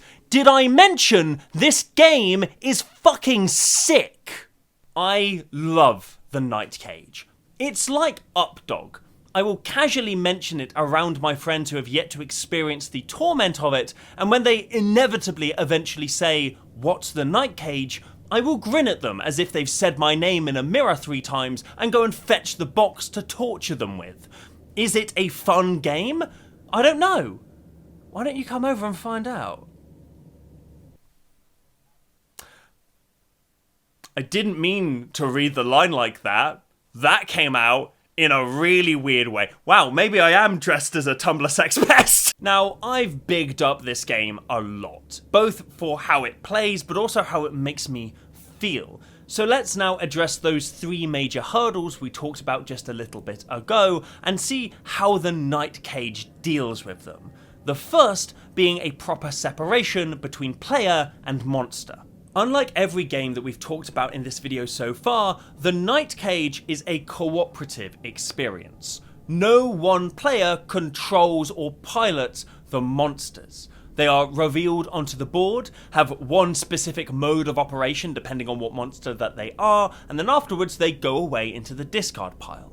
The amount of time that any one player will spend actually touching these monster pieces is incredibly minimal. They are taken from the tile stack face down and are only revealed to be a monster as they are placed in one of only a handful of potential spaces, only to be touched again when they either attack or become disilluminated. There is an absolute minimum of both time and opportunity here for players to manipulate the positioning of their foe, but also a minimum of player agency in regards to how the foe is going to act in the game space.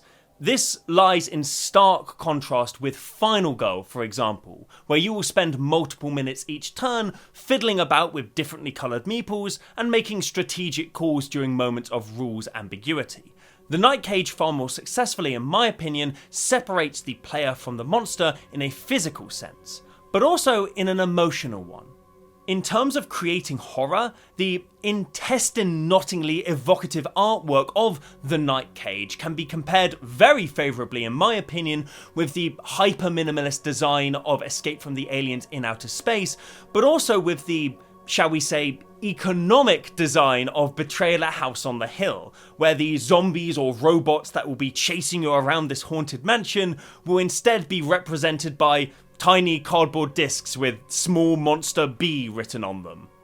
Another way this game sells this separation is through the fact that it is a cooperative experience. You are all working towards the same goal when you're in the Night Cage. You're trying to get keys and get out. Nobody has a hidden agenda, nobody's goal is going to butt up against each other, no one's going to betray the group. Meaning that the role of antagonist in this game can be exclusively dominated by the game system itself. You're never going to look up from a game of the Night Cage and be taken out of the experience because your mate is grinning at you, because he just got you, or because he sacrificed you for the good of the group. No, you're going to look up and see him furrow his brow as he tries desperately to work out who is better to lose in the dark. You, him, or your girlfriend. Either way, someone's going lights out. And either way, everybody's losing tiles. Jesus Christ! Secondly, I want to talk about agency, a topic which does absolutely share some space with this issue of player separation. In contrast to a game like Final Go, where the player has a lot of control over their situation, but also in contrast to games like Escape from the Aliens and Betrayal at House on the Hill, where whether or not your antagonists pursue you is pretty much totally out of your hands, the Night Cage gets this balance between player helplessness and player action nearly spot on. In terms of taking control away from the player, there are very few ways for you to interact with this board, and even fewer to interact with the monsters when you encounter them. For example, if you are to be hit by a monster, there's pretty much only one thing you can do apart from just letting it happen, and that's discarding one of your nerve tokens to defend against it. However, in true to form Night Cage fashion, defending against a Wax Eater's strike doesn't actually stop you from getting hit. You still go lights out and you still have to discard tiles from the tile stack, it's just that this time rather than discarding 3, you only have to discard 2. Because fuck you! Whilst you do begin the game with 1 nerve token, you can gain them throughout the game and hold up to 2 at a time by choosing to remain stationary on your turn. However, if you do remain still, sure, the monsters won't hit you because you're not moving in their vision, but you also have to discard 1 tile from the tile stack to do so. Meaning that if you choose to remain stationary and gain a nerve token, and then use that nerve token to defend against a monster's attack, you're discarding 3 tiles from the tile stack anyway. Additionally, if you're lights out, you don't gain a nerve token by staying still because you're scared and alone in the dark. Instead, you have to spend a nerve token and discard a tile from the tile stack to do just that. Because fuck you again! Players are very much at the mercy of this game, with very few ways to effectively organise against it. Bunching up is a dangerous strategy because, of course, that runs the risk of multiple players getting hit by one or multiple monsters at the same time. But staying apart is just as risky, because if one or more players can't help but to go lights out, it's going to be really difficult to reignite their candle, leaving them stumbling in the dark, potentially landing on more monsters, destroying the tile stack even faster. Additionally, one player might stumble across multiple key rooms and have to stay stationary for multiple turns as all the other players move across the space to get those keys. However, in staying stationary, they are discarding one tile every single turn, and who knows how many gate or key tiles they'll waste as the other players scramble to get the key tiles that they know are there. However, I said that there's almost no way to fight against this game, and that is an important distinction. There are a handful of seemingly dangerous or backward tactics that, if players employ them successfully, can lead to temporary wins over this game's oppressive environment. One of the moves that you can take in this game is to charge through a monster by discarding a nerve token, moving your candle onto it, and then to the tile behind it, whether it's illuminated or not. You still go lights out and you still discard tiles from the stack, but this can be used to move you a whole tile further than you could normally travel, potentially putting you closer to another player who can relight your candle, or escaping multiple hits from a different monster. You can also, if you become cornered in a crumbling room, choose to remain stationary and let the floor give out from under you. You'll fall, for sure, but you'll also dodge the monster's damage and gain a nerve for your trouble as well. There's a lot more ebb than there is flow when it comes to the Night Cage dishing out misery over hope. However, these small moments of triumph add a much needed texture to the game, making the Night Cage not a total slog to play, but also adding a thrilling anxiety to your exploration of this space. When you move onto this tile, is there going to be a monster that you can escape, or are you going to get surrounded? Carroll theorizes that suspense is created in horror fiction when the narrative presents one of two possible outcomes, a morally bad one and a morally good one, as being respectively likely and unlikely. We are only scared watching Jason Voorhees chase down the promiscuous teenager who's only had 4 lines in the movie thus far because there exists, no matter how unlikely, the slim chance that the girl will get away. When that outcome becomes too likely or disappears entirely, suspense similarly disappears. Additionally, this suspense can only be created when asymmetry exists within a narrative where the monster consistently has the upper hand over the victim. Thus far, The Night Cage is the only game that we've talked about that I believe truly and successfully achieves this kind of horror suspense. Betrayal at House on the Hill for sure achieves asymmetry, but games of it become far too clearly won or lost shortly after the haunt begins. And before the haunt, the chance of something bad happening is A, rivaled by the fact that you're opening up cool new rooms and picking up fun items, and B, well, frankly, the haunt is the really fun bit that all of the players are waiting to get to in the first place. In Final Go, the imbalance between potential good and bad outcomes is created, for example, through how the dice are far more likely to present failures over successes. However, the entire point and goal of the game is to build your power level to eventually confront the killer, meaning that that imbalance quickly disappears the moment you find a gun and start rolling well. And Escape from the Aliens in Outer Space has a very similar issue, with the aliens relying on the same kind of locational problem solving that the crew are using to avoid them, except the crew know where they're going at all times. It's very difficult to feel scared of a monster when you know that it's probably more lost than you are at any given moment. The Night Cage, however, masters horror suspense with its imbalance. There is no way to effectively defend against or fight back against these monsters. They can attack faster and further than you or any of your team can ever hope to run, and even if you do manage to avoid them, there's always a chance you'll simply reveal another at the end of the corridor, or put the rest of your team at risk of getting hit by them.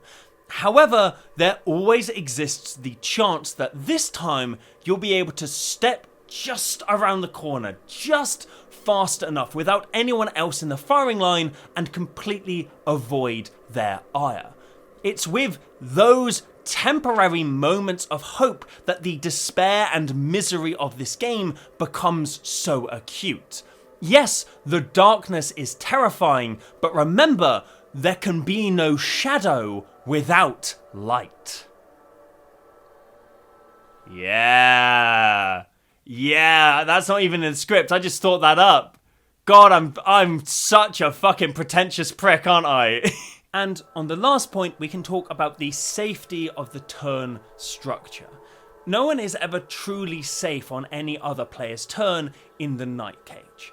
As we've already said, if a player moves onto a new space, they may reveal a monster that threatens multiple players, themselves included. However, there are other ways that you can endanger your fellow teammates.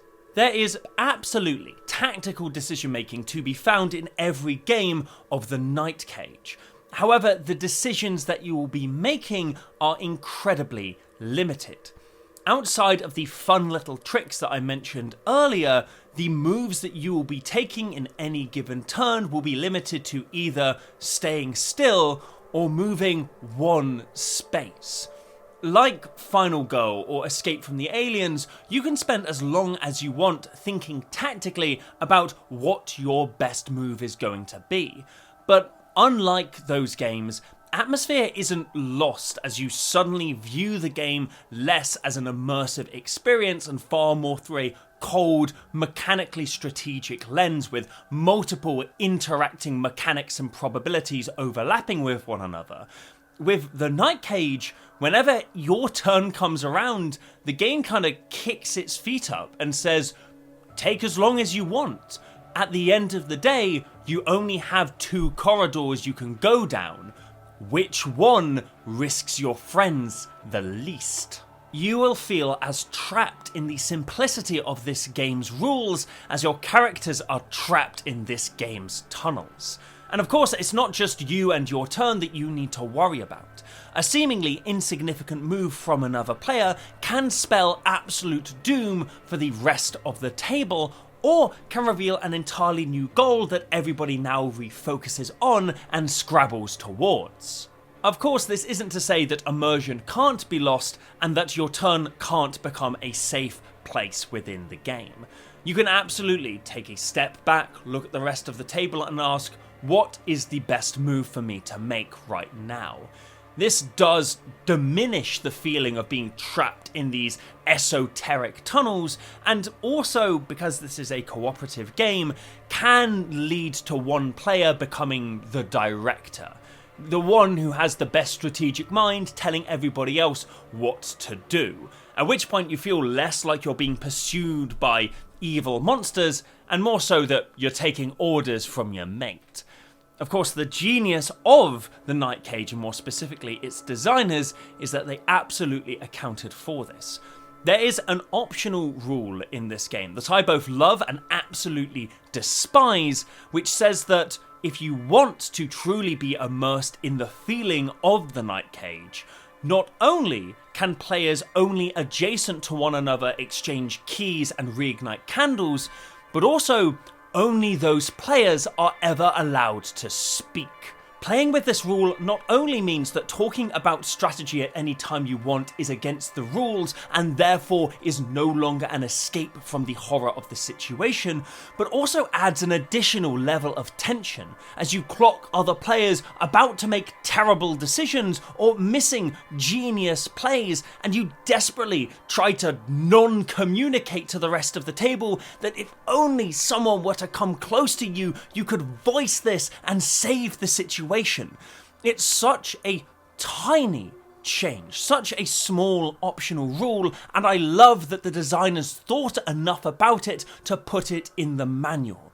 It really shows that they know how to create true horror tension.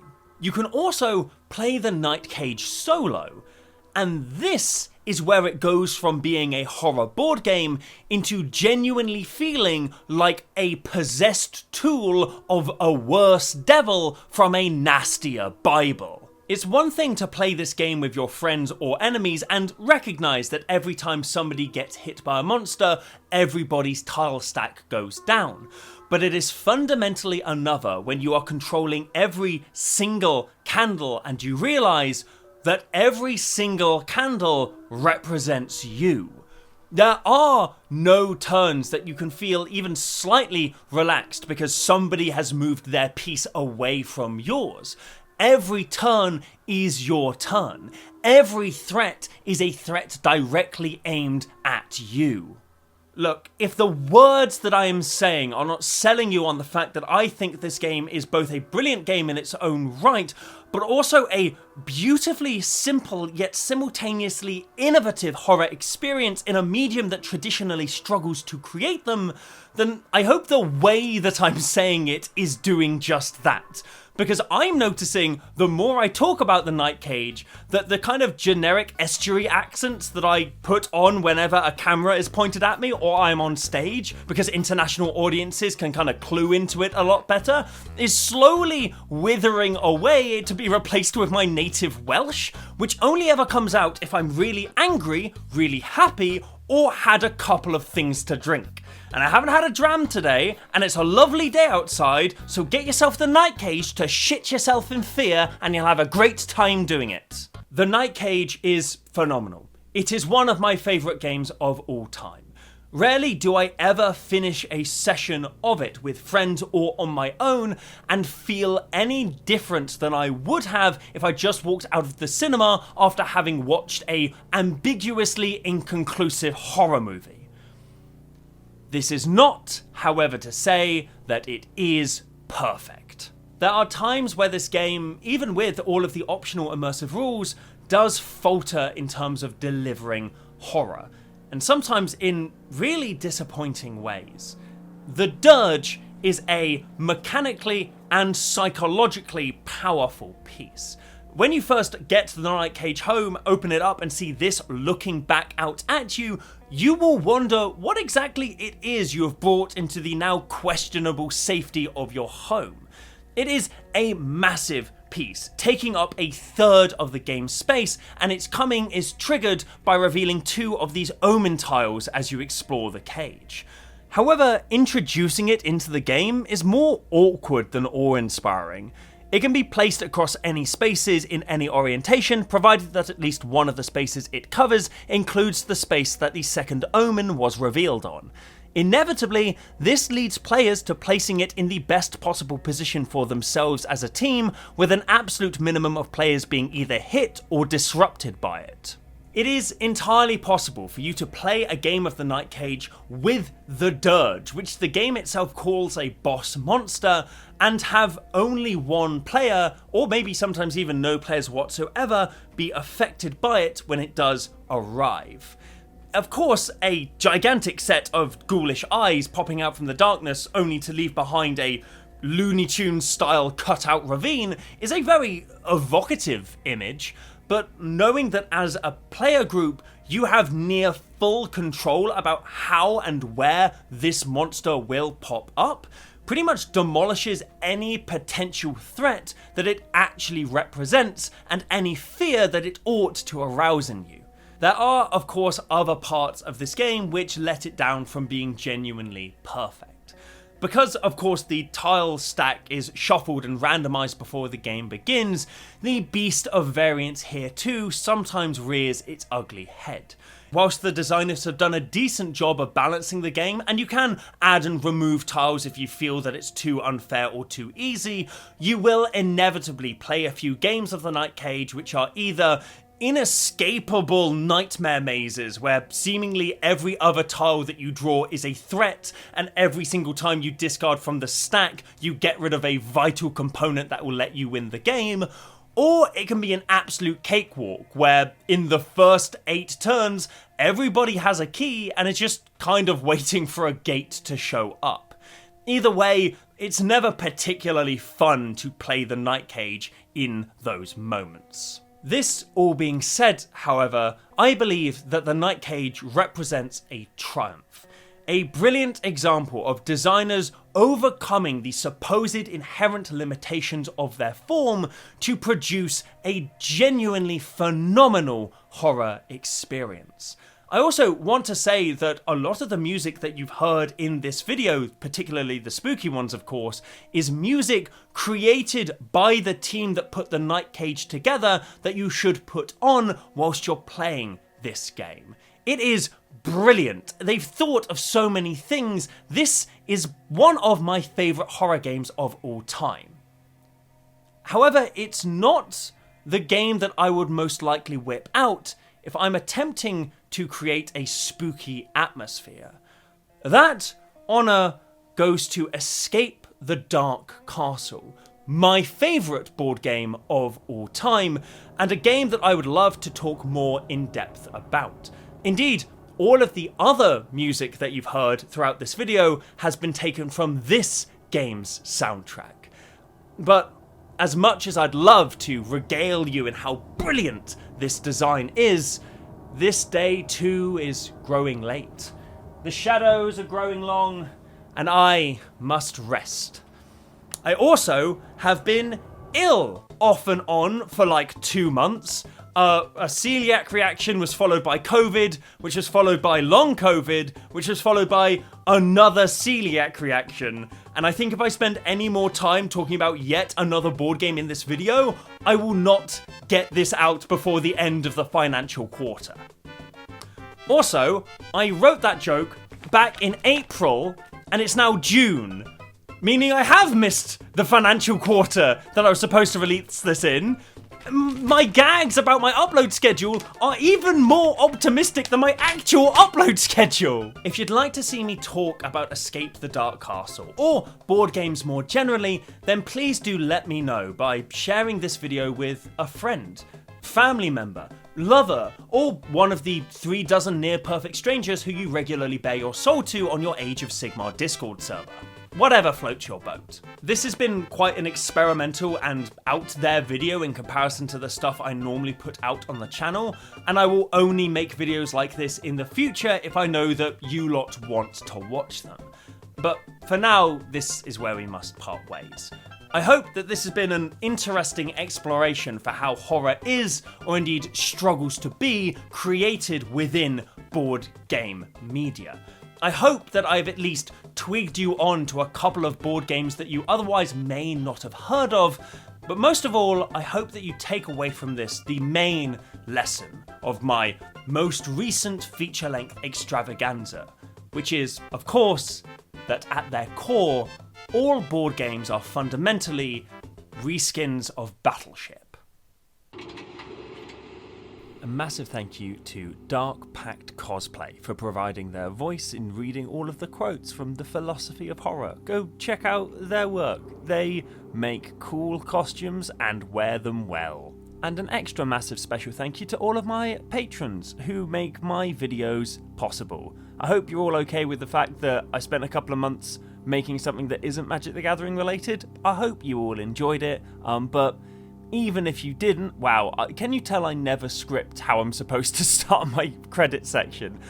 Anyway, a massive special thank you to all of my patrons, and an extra special thank you to all of my $10 patrons, who include 1, 2, 3, 4, I declare a class war, a filthy communist bunny, a communist right dimple, a fool of 5 colours, a gay American couple, a metric ton of bees, a screaming Batman, a waste of a perfectly good skeleton, Adam Gable, Adam Ross Henry, Aesthetic Dialectic, AJ Ingram, Alicia Carnin, Alex Berman, Aglai D. Siswai, in parentheses, Barry, Alice Paralis, Ali, an alt-right sleeper agent who gives money to communists, Buka Idika, probably Tibble's Persona, I draw penises on pastries, an entire council of ghosts, an exhausted capybara, an Umbreon pastry, Andrew Elf, Anne Morgana, Anonymous Anarchist, Anthony Baker, Asmorana Mardaka Dystinacordicar's cooking blog, Astra Jade, Aurabraxis Siberia, Austin L, Ato Arcana, Bacchus 98,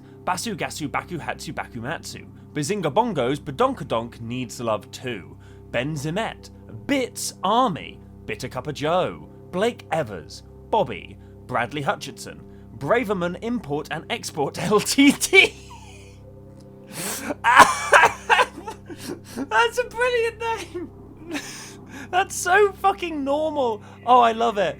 Brian B, Brian Dunn, Brian Rodham, Bridget Wang Tong, but you can call me Thrakazod, Cacophony, Caleb Lake, Kalulu, Captain Colostomy, Kara the Disaster, Carl, or is it Carl? That's the question. Karen Barboza, Charles Cohen, Chelsea Talbot, Chloe, Chromie, Krista Voss, Chris Kitsune Campbell, Clay, and finally my very favourite patron, Cognitive Glitch, Conflicted Psyches, Connor Rentz, Curtis Paul Fleming, Darius Rudeminer, Dark Jin, Darth Pink Hippo, David Reynolds, Deadpan Goth, Duncan Lindsay, Edward Gordon, Effie Eldon, Exidian, Eldritch Changeling, Elizabeth, Eric Lindhull, Erin Slabau, Etienne Champion Masson, Yves Mizgala, Faxel, Felix Mortem, Fofa, Future Beagle, Gavin Verhey, moi,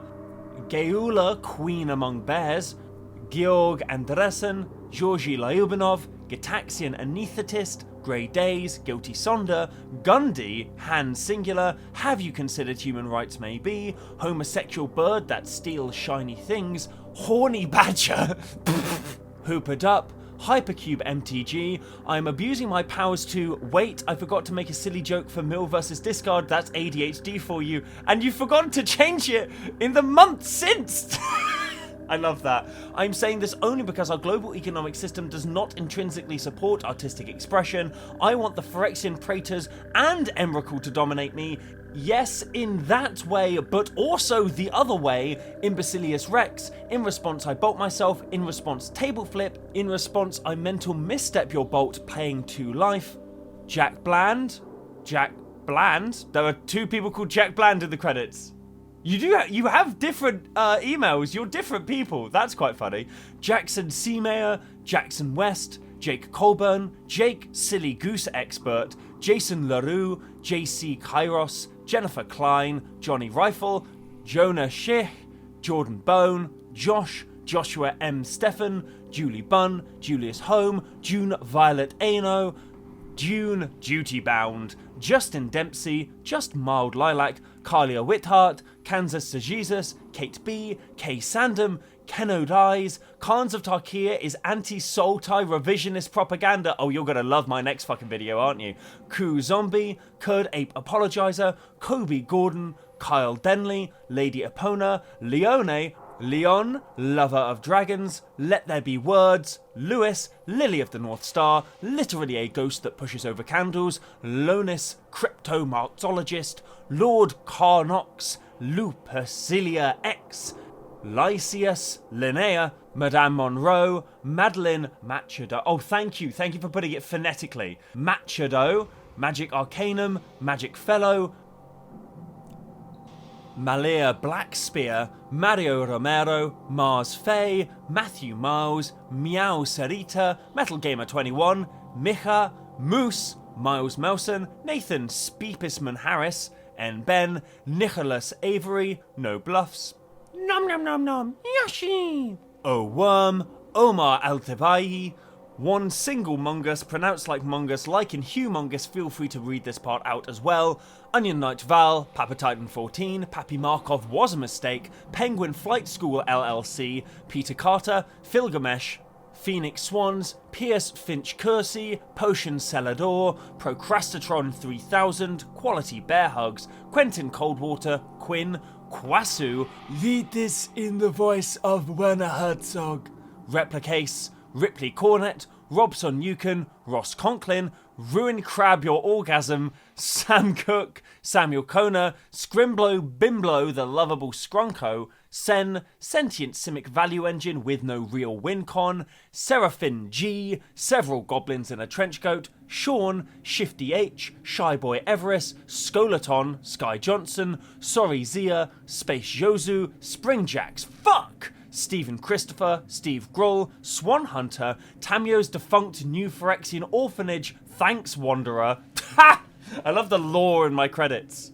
Taylor Street, Thar's Refined Grizzly, the A-positive blood type goddess of death, the entire B-movie script, the ghost of Karl Marx in 4D, the Jellybean Warlock, the Paultism, the Best Life, the Blood Lily, the One Who Plays, the Reaper of You, Thomas Quinlan, Thomas Saint, To Erin is Human, Totally a Spy, aka He Who Simps for Emrakul, hashtag Free Her, Travis K, Twilord, Undead Herbs, Velen Beleren, Veronica of the Kingdom, War Crimes Uwu, well, you asked for it, Wesley, that rat bastard communist. When I close my eyes, Niall Sylvain is there, watching, waiting, smiling, Whirlwind Abyss, Wilder New Year, William Lyndon Smith, Wolf and Stoat, a gay Americana love story, Xenon, Zochilex, Yuki Akama, Z13 Mia, Zachariah Bennett, Zadok Shark, and Xanaron. And a massive thank you to all of my other patrons who support me and have supported me throughout the many years that I've been making silly old Magic the Gathering videos. As I did allude to in the credits, my next video is going to be a big old retrospective on Khans of Tarkir. So look forward to that one. Hopefully it won't take a million years to come out. And as always, stay spicy.